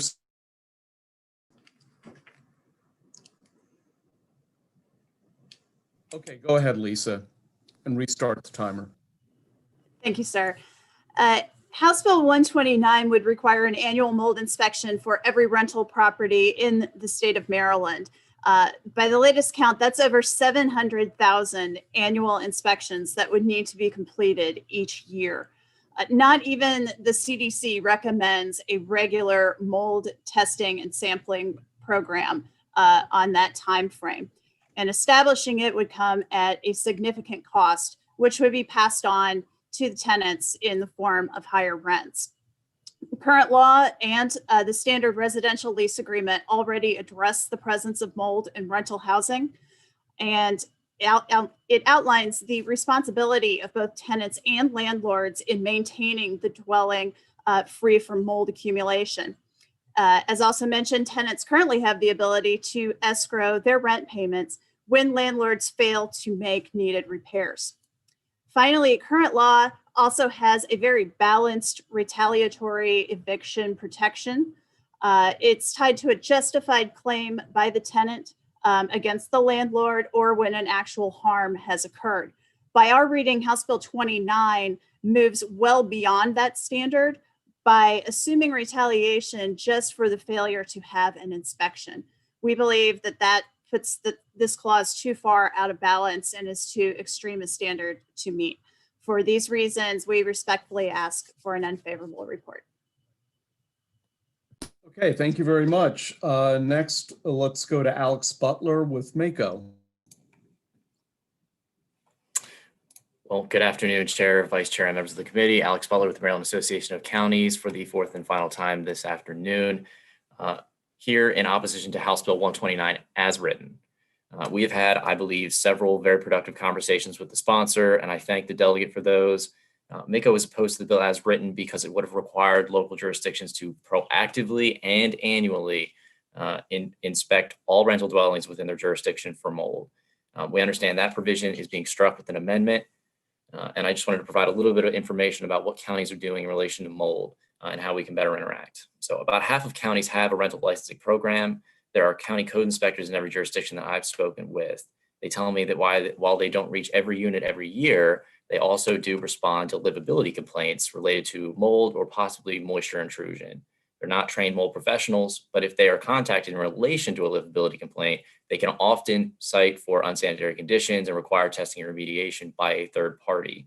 They feel this process has been quite effective, and we'd like them to be able to continue the work based on their livability code. Some counties only see a few each month for the whole county. However, in a jurisdiction that doesn't have something specifically addressing mold, empowering them to require testing and remediation from a landlord, if they see what they believe to be mold, be very useful, and the state could be very helpful there. However, our code inspectors shouldn't be in the field doing testing, sampling, or remediation themselves. They're not trained mold professionals. If they are in the field and they see an issue, they can alert the landlord to handle the issue, and the state can follow through. I look forward to continuing to work with the sponsor on this issue, and we will find the best solution to impact tenants in the most positive way possible while limiting the burden on local jurisdictions. And with that, Mr. Chair, thank you.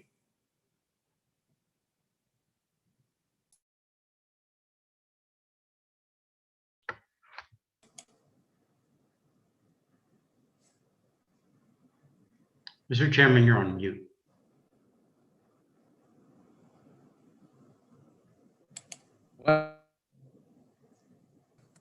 Okay, for some reason my space bar wasn't working. Don't know why.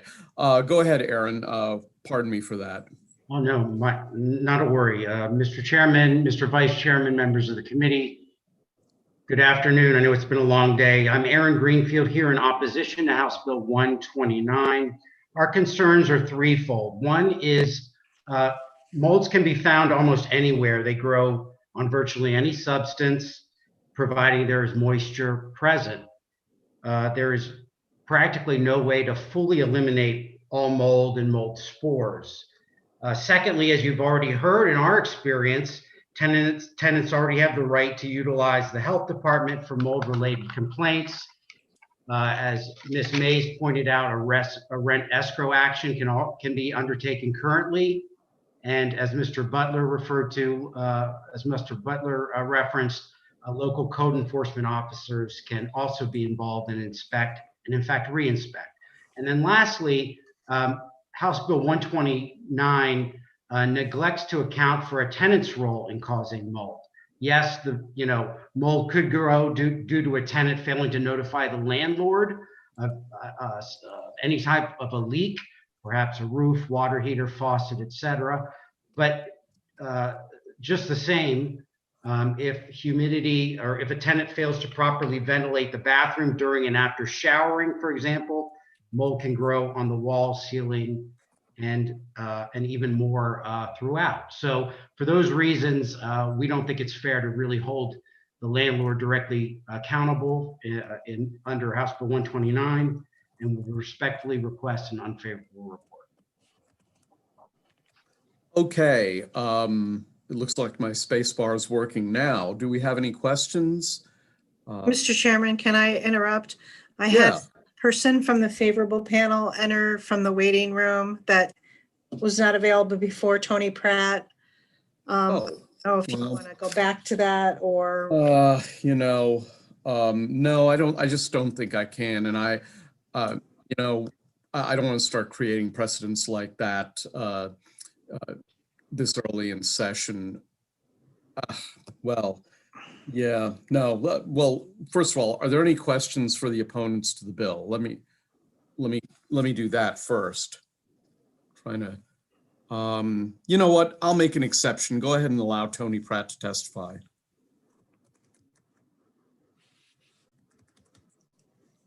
Tony, are you there? I'm not hearing anything. All right, they were in the meeting, but maybe they've blocked it out. Okay, well, I mean, obviously, okay. There is a question from Delegate Terraza. Go ahead, Jen. Thank you, Mr. Chairman. So I guess this one might be for any of the people that testified against, but I think Lisa May was talking about this not being appropriate, that CDC doesn't even recommend this schedule of inspection. Is there an appropriate schedule of inspection that you would support if every year is not appropriate? Is there some schedule that you support or that Mr. Greenfield or anybody else? Missed it. Sure. Thank you, Delegate, for the question. We believe it's appropriate to, during the course of the other inspection schedules that take place in counties where rental inspections occur, to include that on their checklist. And then also in response to tenant complaints for landlord misconduct. We don't dispute that these situations can occur. We just don't believe that they're indicative of the vast majority of rental units or of landlords in the state of Maryland. So requiring that many annual inspections, we just believe is not cost effective or warranted in this case. Let me follow up to that, Lisa. So if I'm renting an apartment and I discover mold, then what should be the appropriate action in that case? Well, looking under the residential lease agreement that most of our members use, there is a specific clause that deals with water, moisture, and mold. And it requires the tenant to promptly notify the landlord that such a condition exists. And then it requires the landlord to promptly remedy it. With the costs for a landlord's failure going to the landlord, or if it's determined that the mold is the cause of a tenant action, then the tenant could be charged those cleanup costs.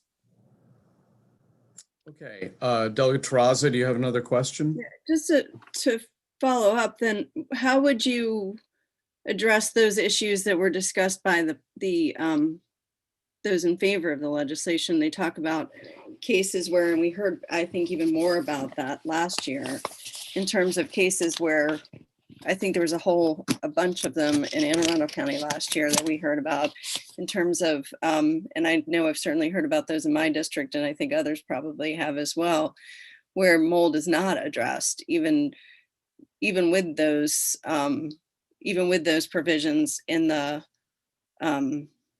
lease. Certainly, that is where a rent escrow action with the courts would come into play. Right, but it sounds like that hasn't addressed the issue. I mean, they're still not fixing the problem. That is the remedy that is provided for, not just for mold, but for other failures to correct defects on behalf of the landlord. And then final question, Mr. Chairman, is that okay? Yeah, go ahead. Then wouldn't it, and then also, this is also to Lisa May and to Aaron Greenfield, wouldn't it then help to have clear guidance like is laid out in this legislation in terms of I think, Aaron, you were the one that said something like there's lots and lots of types of mold and mold can grow anywhere, but it seems like then it would be helpful to have a clear definition of what types of mold are of concern and what that looks like. It seems like that this legislation would be helpful in that. I think, Delegate, thank you for the question. I think if the question has to do with educating the public on what causes mold and how to remedy that, I think absolutely we would support that element of education. This bill obviously goes much further than that, but from an education standpoint, I think you're right, that would be helpful. The question was about standards though, not education. Well, no, I hear you, but I think the issue is that what's already in law works, and you don't see a lot of this because we don't see a lot of these going through the courts. We did some checking, so there's clearly a disconnect of some sort. But we do think that that there should be greater education. But in terms of we've got to take a closer look at what the cause of this is and whether the tenant, as Lisa said, is actually doing what they're required to do and reporting it promptly to the landlord, and the landlord is remediating it as quickly as possible. Okay, Delegate Lehman has a question. Thank you, Mr. Chairman. And I did hesitate to raise my hand because I don't seem to know how to lower it when I'm finished. So just keep that in mind. I can't always see that option on my screen. But I just wanted to understand from the opponents, because I'm a little taken aback by this, the arguments in opposition. Is it fair to say one or all of you believe this should be a complaint-driven system rather than a proactive kind of situation? That's what I'm kind of hearing, but I'd like to give folks the opportunity to actually say that, if that's the case. Yeah, who'd like to take that? Yeah, I mean, I think it should be a complaint-driven process because you have to determine the source of where the moisture is coming from, and so it takes a little bit more than a proactive approach. And I think, as we've already mentioned, Delegate, there are enough other options to address the problem. Delegate Wells. Probably not. Thank you, Mr. Chair. Thank you, sponsor, and it's always a pleasure to see you, Aaron. So I guess the question I have, because I'm trying to understand, well, I guess I'm just trying to come at it from a point of like, where is the resolution? Like, what does that look like? And so I'm hearing that people are having extreme reactions to mold.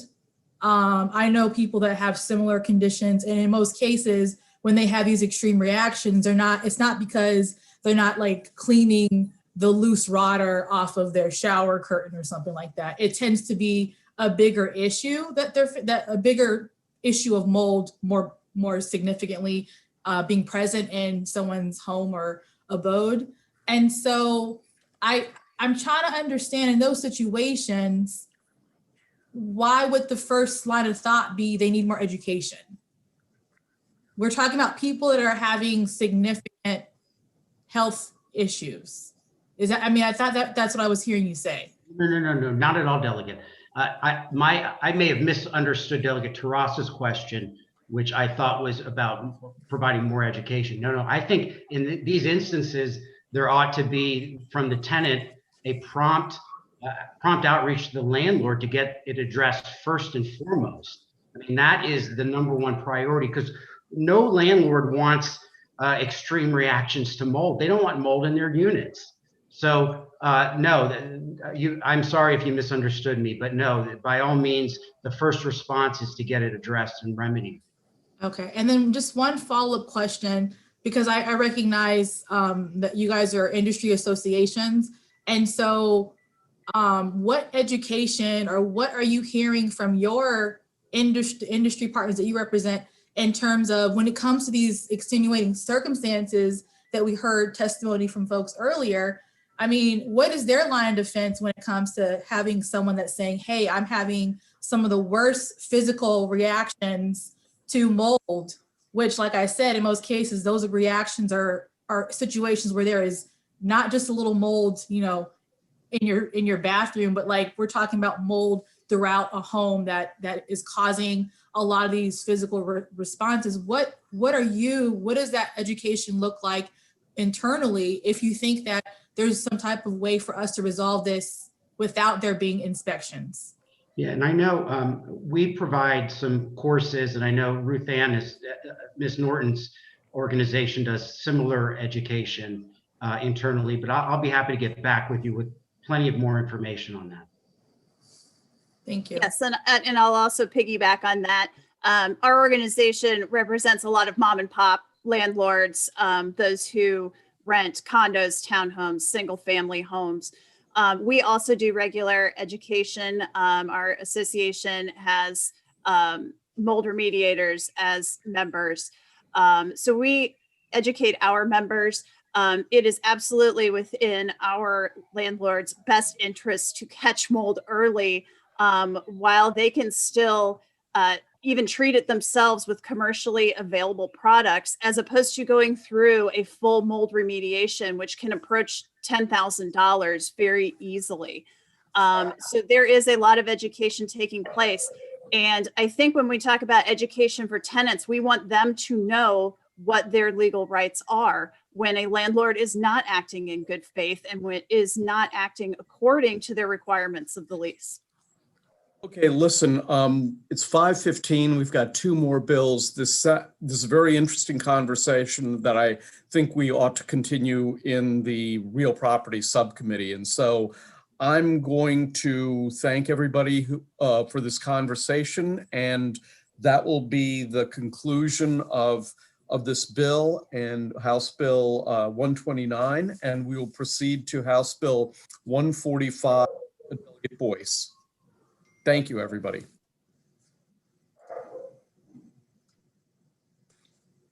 Thank you, Mr. Chairman. I appreciate this, and I will be as brief and thorough as possible. So I want to say the Environment and Transportation Committee, Mr. Chair, Vice Chair, and committee members, for the record, I am Regina T. Boyce, here to testify on HB 145, unlawful taking of oysters from submerged land leases and water column leases penalties. I do want to insert that this bill was HB 856 last year. I would say given COVID, it did not get its fair shake in committee and therefore just got left in subcommittee. So I'm hoping to get a fair shake this year. HB 145 was created from research recommendations submitted by the University of Maryland Agricultural Law Education Initiative. The research began due to concerns of theft from leases by many aquaculture growers. The research questions were, how can Maryland strengthen its oyster aquaculture theft laws? What programs and regulations have other states put in place to address the problem of oyster aquaculture theft? It was determined that current laws were inadequate and per 2020 research inconsistent in that they were not strong enough deterrents to those who were committing the theft. It was also determined that there is prosecutorial and judicial confusion related to charges and penalties of oyster theft in Natural Resources Article 4-1201 and the Criminal Law Article 7-104. The bill hopes to create consistency needed and suggestions made per report. HB 145 reflects some of the recommendations of fines and penalties in the Natural Resources Article 4-1201 and Criminal Law Article 7-104. The bill requires the department to set a minimum and maximum fine, requires a class by the Department of Natural Resources on commercial fishery laws at the expense of the offender, suspends the license of the offender until fines and classes have been satisfied, and provides for penalties under Article 7-104 of the criminal article upon the second and subsequent offense and the unlawful taking of oysters from a submerged land lease or water column. It is certainly my belief that the theft of oysters or any item that contributes to the livelihood of a person's well-being is a crime against our economy and the ability and the stability of our families. Thank you for the time and the consideration of HB 145, I urge a favorable report. I do want to make mention that this year's bill is slightly different in that it has taken the natural resources article, the penalties in that code, and especially 4-11A through 16, and has inserted it to the criminal code. So thank you, Mr. Chairman, Vice Chair, and committee members. Delegate Boyce, I was trying to follow some of the texts. Do you? Sure, I'm happy to explain that, sir. Yeah, do you have like somebody who's replacing somebody else in the witness? I do. Mr. Robert T. Brown at the last minute could not testify. They are opposed to the bill, but I know Coastal Conservation would like to testify, and I know Captain Newberry would like to testify. Well, Captain Newberry's signed up already. Is the guy for Coastal Conservation going to testify on behalf of the Waterman's Caucus, or what's he doing? I'm just asking that he takes his place. I guess the sign up is a bit confusing. It's whatever you will allow, sir. Okay, well, I don't want to allow. That's fine. A latecomer. So sure. Colby, and then Robert Newberry. Thank you. And Dana, you have the con. Thank you, Mr. Chair, Mr. Vice Chair, members of the committee. Colby Ferguson on behalf of Maryland Farm Bureau here in support of House Bill 145. This bill has come in for multiple years, but has never really been focused on exactly what the issue is and narrowed the focus down to really address the problems.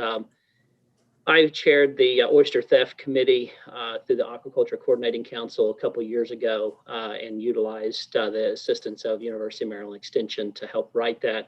And I know Delegate Boyce brought a lot of those components up in there. And basically what we've seen is that oyster theft, predominantly on bottom culture leases, is extremely difficult to catch anybody doing it. And then more importantly is when you finally do catch somebody, when they go to court, they're given very small fines, and in many cases, almost like a slap on the hand.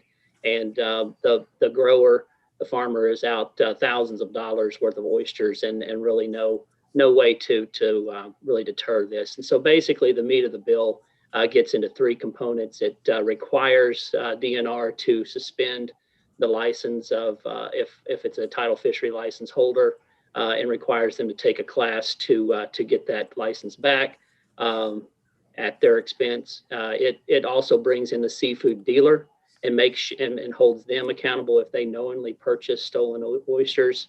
And then it also modifies the existing fine, puts it into the criminal law piece as well, and includes cage gear on top of the bottom leases. So with that, we would encourage a favorable report, and I can answer any questions. Thank you. Well, I got back faster than I thought. Oh, great. Robert Newberry.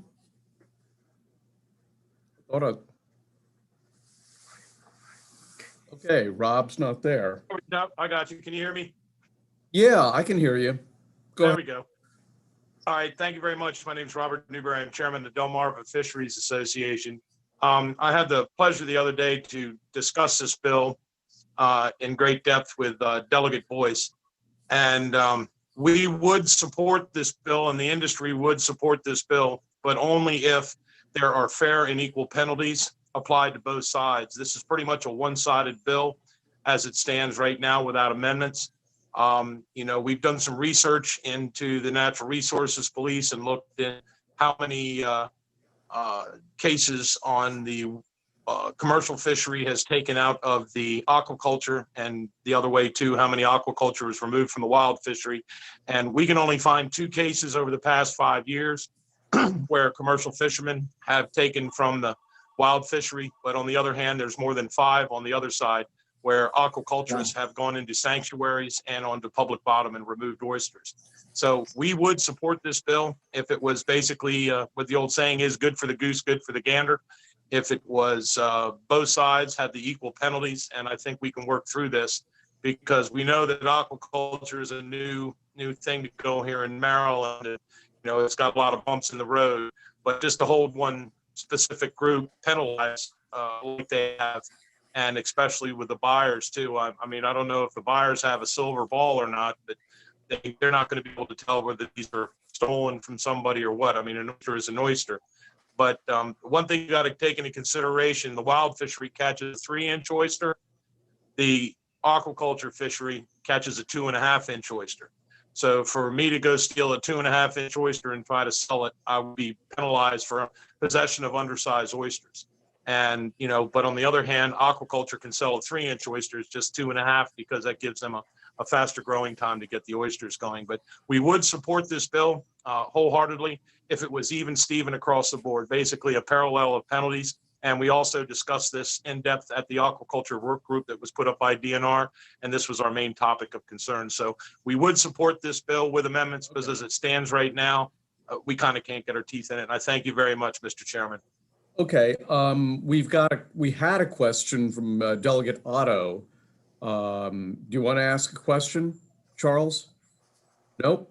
Okay. Well, I was sort of going to be smart and ask if proven theft from aquaculture was like proven voter fraud in Philadelphia, but I'll leave it at that.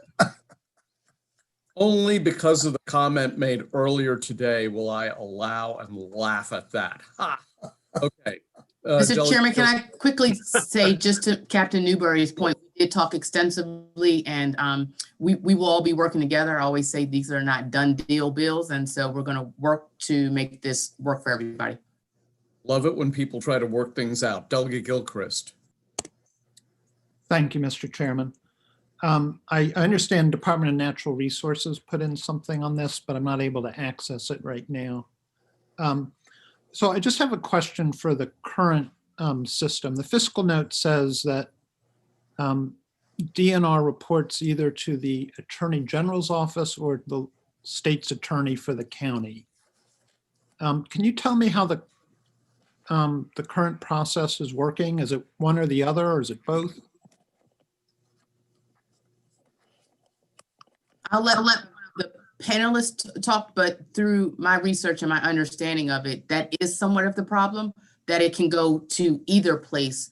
And in cases where there is a larger issue, it should really be going to maybe not necessarily administrative court, but it may need to go to district court. So I'll let one of my other panelists answer that question.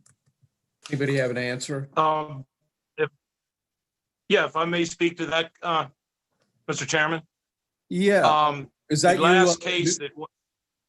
Who's that? Yeah, it's Captain Newberry here. Okay, all right. Yes, sir. The last case it went through, it was in Dorchester County, and it was 2 aquaculturists, after a long investigation by Natural Resources Police, were found to be removing oysters from a sanctuary and from PSFAs, which are public shellfish areas. The first trial went through. The officer evidently was on vacation and could not testify, so the judge dismissed it. They issued papers again, and the state's attorney's office, who it went through in Dorchester County, found that there was not enough evidence. But I think there was more to it than that. But that's the only thing that we've got to go on, other than there were some heavy fines that were levied on the people that remove oysters from an aquaculture lease that did not apply seed and shell as required by the laws in aquaculture. But that's about all we've got. So how many of these cases are there? There's the only 2 cases that we can find, because it is hard to get things out of Natural Resources Police as far, because of confidentiality. But in the past 5 years, there have been 2 cases that I know of where a commercial fishery has invaded or taken from an aquaculture lease, and one of them was a flagrant mistake. It was an elderly gentleman who did not have a GPS. It was a foggy day, and he worked it out with the aquaculture leaseholder, just basically put the oysters back. But on the other hand, there have been probably, I'm going to say at least 5 that we know of, violations by aquaculturists going into sanctuaries illegally or taking from PSFAs. But when it comes to court, like Delegate Boyce said, it's so varied on how they're going to find them or what they're going to do. Because it's, this aquaculture is still new in Maryland. I mean, this is why I think we can work with the delegate on this and getting, equal penalties on both sides. We're not robbing Peter to pay Paul. And just to give you an example, you got to ask the question, why would a commercial entity take aquaculture oysters? Well, just to give you an example, last year in October, there were 18,000 bushels of oysters were harvested last year in the month of October. Even with COVID this year and our market days off, the very bad market, we're at 2 days a week market right now, we have harvested, according to DNR, 33,000 bushels of oysters. So we've got more oysters than we can sell. We're getting $30 this year versus $50 last year because of the market. So there's more oysters out there. So I can't see a problem with someone wanting to go take a risk and getting a smaller oyster when, everybody's catching their limit of oysters in like an hour right now. I mean, our oysters have made a very, very big comeback. So, well, we'll talk more about this in subcommittee perhaps. And we'll talk to, I know DNR's got a letter in on this, and we can work with all of you on following up. So I know Jay has his hand up, Mary Lehman does, and Chip and Cloud, I mean, you're not signed up to testify here. And so, ordinarily when we have committee, I only allow responses from people who've signed up, but if you can, just a point of order, Mr. Chairman, and okay. I'm sorry to do this. I only am on because Delegate Boyce was kind enough to send Captain Newberry and myself the link. This is all new to us, participating in the General Assembly. This is our first hearing. And the real thing I wanted to confirm is whether our written testimony on behalf of DFA made it to the record, because we didn't do it on time based on the rules I read, but I just want to make sure our Are you talking about the Delmarva fisheries? Correct. We sent it to Trish. Do we have that testimony? No, we have just oral testimony from them. Okay, well, We'll again, email Mr. something. Email something. We did. We emailed it to Delegate Boyce and to a few members of the committee because I frankly didn't figure out how to do it. I didn't realize. That's okay. We've got you taken care of. But so this afternoon, we'll distribute it. And yeah, we can always accept it and get it uploaded at any time. Right. Thank you. So because it does address that question about the number of infractions. I just want the committee members to know we've requested from DNR the data about enforcement.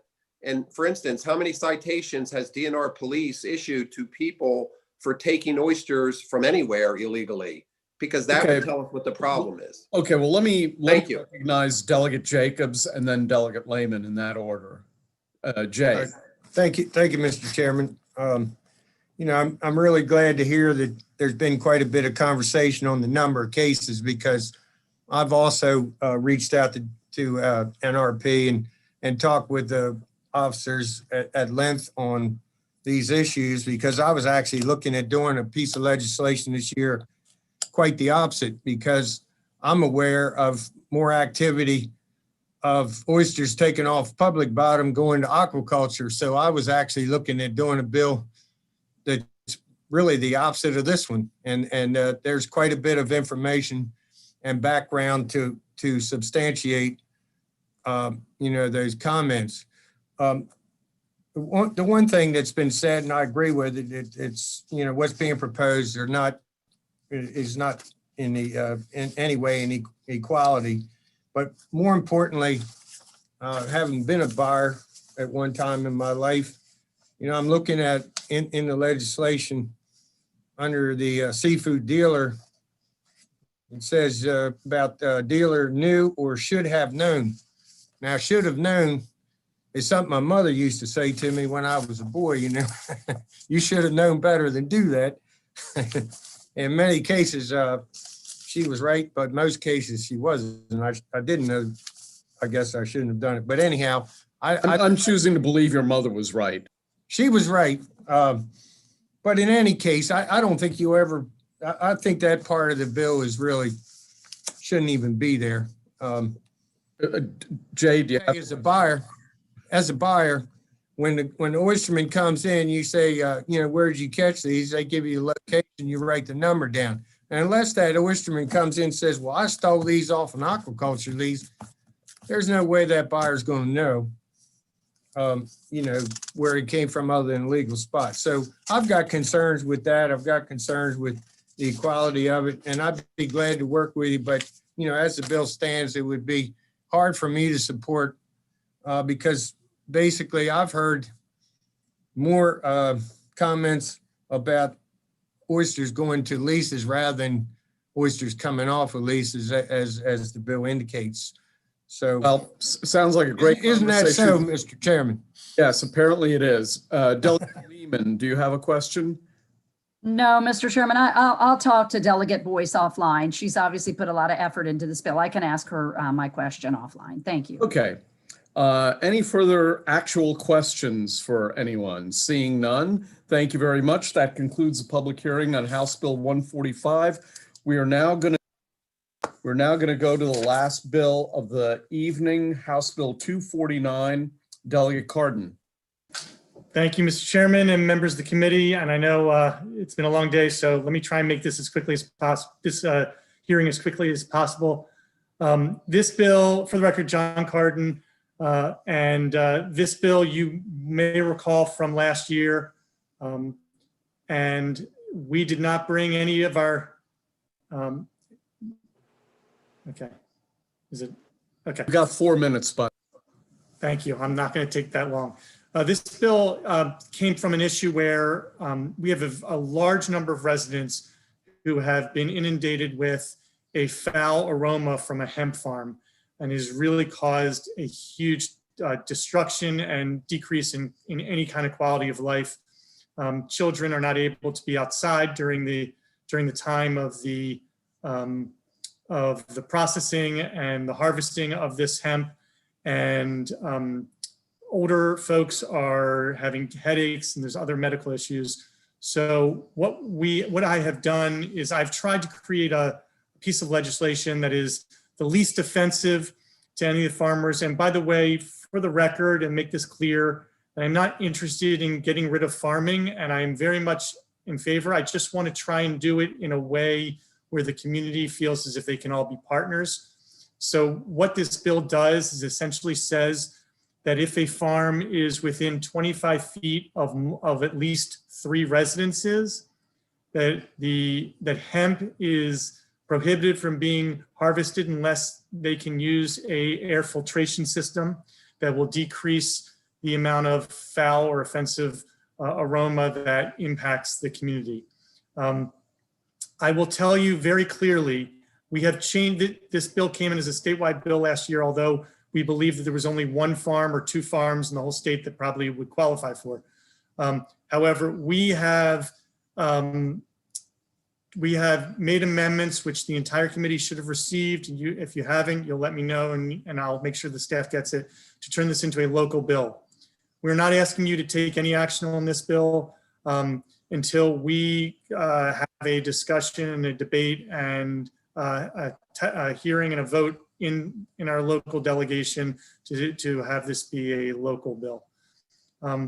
That's the essence of it. And we didn't until we get, and we're going to provide obviously written testimony, but we're not going to provide any oral testimony or visit any offices until we have support from our local delegation. Okay, I've got the first question is Delegate Wyvil, then the Vice Chair. Sure. Will, you're muted. You need to unmute yourself. Can you hear me now? Yes. Now we can hear you. Thank you, Delegate. I was just curious, can you tell me how the 25 feet was derived as well as the 3 residences? Sure. I was trying to, this was done by me because I was trying to make it as narrow as humanly possible. So if you're within 100 feet or 200 feet or 500 feet, there could be many, many, many residences that are somehow within, let's say, 500 feet of a farm. But if you have 3 residences within 25 feet, and that's just the property lines, it's not actual residences, although I am very much open to changing it. If you wanted to say that the residences have to be within a certain amount of time, the actual home abode versus the property line, I'm fine with that as well. But what I'm trying to do is trying to make this as amenable to the farming community as humanly possible. So we try to narrow it so that it has to be at least 3 residences within 25 feet of the farm. And there are very few farms that exist right now which meet that criteria. I believe, though, it counted in the 3 was the residence on the property itself, correct? I believe that is the case, which is why we made it more than 1 residence. And I am, again, I'm not interested in trying to include as many farms as possible. I'm interested in trying to make this narrow, that it really only deals with farms that are surrounded by residential or suburban communities. All right, thank you. Yep. The vice chair has a question. Thank you, Mr. Chairman, and Delegate, thank you for putting in this bill. I remember back in 2019, there was a deluge of community complaints about the odor from the farm. Is it fair to say that complaints have continued in 2020, this past year as well? Yes. So the farm did attempt to mitigate some of the issues by putting in hemp that was less potent, and also reducing the harvest season by a few weeks. I believe, and it could be I believe that did have some impact, although that impact was by many of the residents marginal at best. There were, I drive through, my sister lives right across the street. I drive through this area every day on my way to work. And I will tell you that during the harvesting time, the potency of those terpenes is really, really strong, and it does have a huge impact. So yes, and there are times, I'm about 3 miles from the farm, 3.5 miles from the farm. There are times when in the August timeframe when we could actually smell it if the wind was right. But I personally, from 3.5 miles, I didn't have enough. The potency was not enough to argue that this should be terminated. However, if you are 150 yards from the farm or 200 yards from the farm, the denseness of the offensive foul aroma is just excruciating on the people that live there. Okay, thank you. Okay, there appear to be no further questions. We'll go to the opponents of the bill, and they are Kevin Addix, Joan Norman, Levi Sellers, and Colby Ferguson. So let's start off with Kevin. Welcome back to the committee. Thank you, Mr. Chair and Mr. Vice Chair, members of the committee. Kevin Addix with Grow and Fortify, representing hemp farmers around the state through the Hemp Coalition, which is an effort of our group. I will keep this relatively short because we oppose the bill for all the reasons that you sat through last year. And very briefly, those are that for the first time, this bill— Somebody get that timer going, please.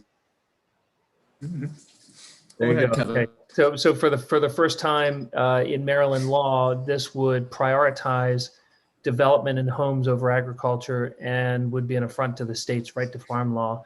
I think the delegate, and I'm pleased to see that the delegate, the sponsor, noted that this is about smell. Last year, we heard this was about a variety of health issues, and so many claims were made, and over the last year, there continued to be no science coming out to back those up. However, agriculture smells, and as we know, most farms are in rural areas, miles away from developments. This development in question happened to itself grow up around this farm. And so, we think that farm still needs to be preserved, and that farmer's ability to do what he's done and to make choices. And he has taken the neighbor's concerns into account and did, as the delegates say last year, seek out varieties of hemp that had lower terpenes and potentially smelled less. And the research is ongoing on that. And also did intentionally source crops that would take a shorter season and would take a couple of weeks off of whatever smell or impact might be coming toward the end of the season. So for all of those reasons, and one final thing I'll say, the companion bill to this was voted unfavorable by the Senate committee last year, and a similar bill that was put forth in the county council was withdrawn. So with that, I urge an unfavorable report. Thank you. Okay, next up, Joan Norman. Joan, you out there? Yes, I am. How are you? So good afternoon. My name is Joan Norman. We own One Straw Farm, a family-owned and operated certified organic vegetable farm in northern Baltimore County. We are opposed to House Bill 249. We have been farming since 1983. 2021 will be our 38th season growing produce and our 3rd year growing hemp. Our farm sells produce through a community-supported agriculture program. In 2020, that was approximately 2,000 families in Maryland. We also supply many restaurants with produce. Our farm proudly now includes second-generation farmers. In fact, not only did our son return to the farm, our son-in-law has joined the farm as well. 3 families, including my granddaughters, live on the farm. None of us had had any health issues. In 2019, we began growing hemp for CBD. It fit nicely into our growing rotation and could be grown utilizing the equipment we already owned. Hemp allowed for expansion within our vegetable operation and to increase our income for the new farmers. Our 2,000 CFA families have been very happy with our produce and are very happy to have us growing hemp. They're looking forward to the products we're preparing to make with the certified organic hemp grown here in Maryland. This opportunity to create value-added products has increased since the opening of a processor here in Maryland. In the beginning, we had to send our hemp out of state to be processed and then returned. Now all of it can be done in-state, grown, processed, and sold within Maryland for Maryland. We farm over 300 acres, of which we own 115. House Bill 249 would severely limit where we could grow hemp on our farm and would impede our crop rotation ability if this legislation passes. If we aren't able to rotate our crops, this interferes with our USDA organic certification plan. Maryland has a right to farm law. This law protects farmers from nuisance complaints.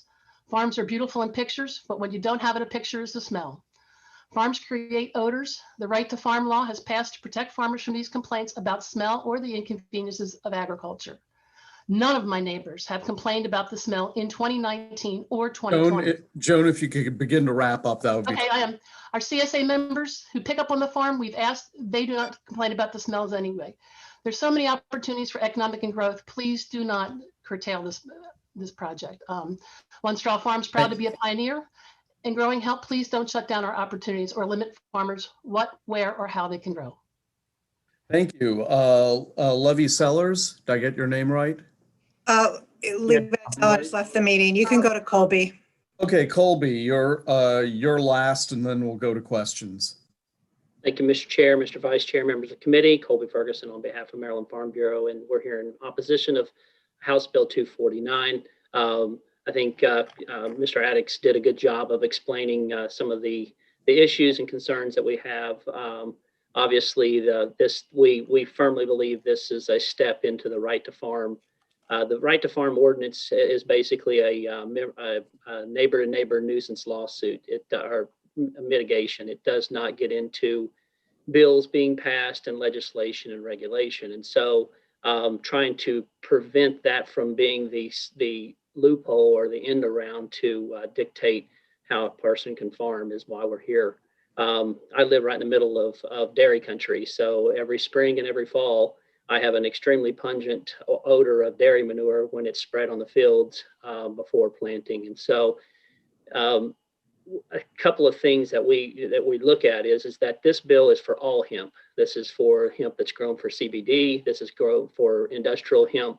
The hemp that's grown for fiber and for seed doesn't have the flowering pungent like the CBD does because it's not being grown for the CBD oil.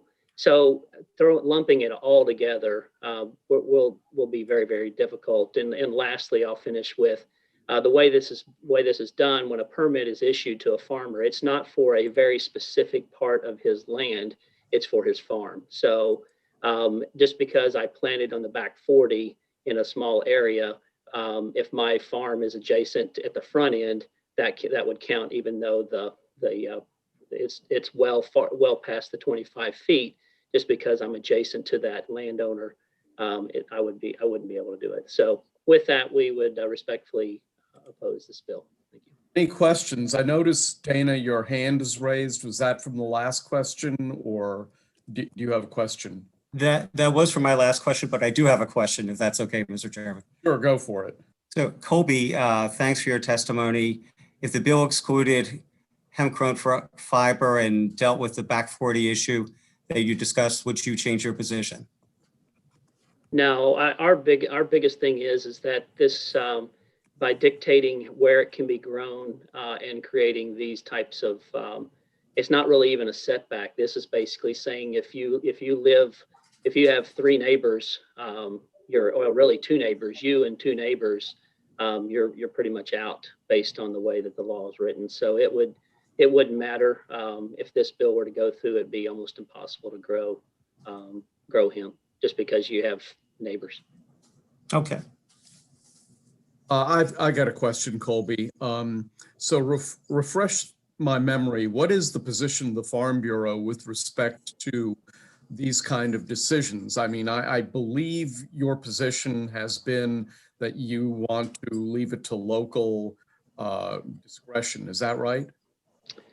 Well, on this case, it being a right to farm, obviously I would like to see the right to farm strengthened to bring in, or I shouldn't say we would like to see it brought in to also include legislation and regulation, because basically you're making long-term decisions on how to, by planting crops and changing your soil types and whatnot. And if all of a sudden a piece of legislation could be passed, all of a sudden all that is out the door. So yeah, the top-down approach doesn't work very well, and so local land use is an area we want to maintain. And I think one thing that's very evident is Baltimore County had the opportunity to take this up locally and they withdrew the bill. So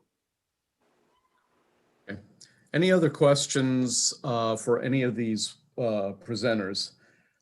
Okay, seeing none, thank you very much. That concludes the public hearing for House Bill 249. It concludes the public hearing for this evening. Announcements. Are there any announcements from sub-chairs? Vice Stein. Yes, Mr. Chairman, the Environmental Subcommittee will meet at 6 p.m. So see you then. Okay, 6 p.m. today? Okay, a couple minutes. Who else? Any other announcements? Okay, so let me just make one announcement here myself. This public hearing went on a little longer than I expected, and I'm going to start to consider the option of limiting the number of witnesses on bills if it starts to really go out of control. Now, I want to emphasize, I don't want to cut anybody out of the process, so I will reach out. If I decide to do that, I will reach out to the proponents and the opponents so that we make sure everybody is treated fairly. But I mean, we only had 8 bills here today, and it is now almost 6 o'clock, and that's well, I might just have to get on top of that a little better. So I'm just telling you that, and I'll be working with Trish and with the sponsors to see what can be done to tighten these things up. But let me emphasize something.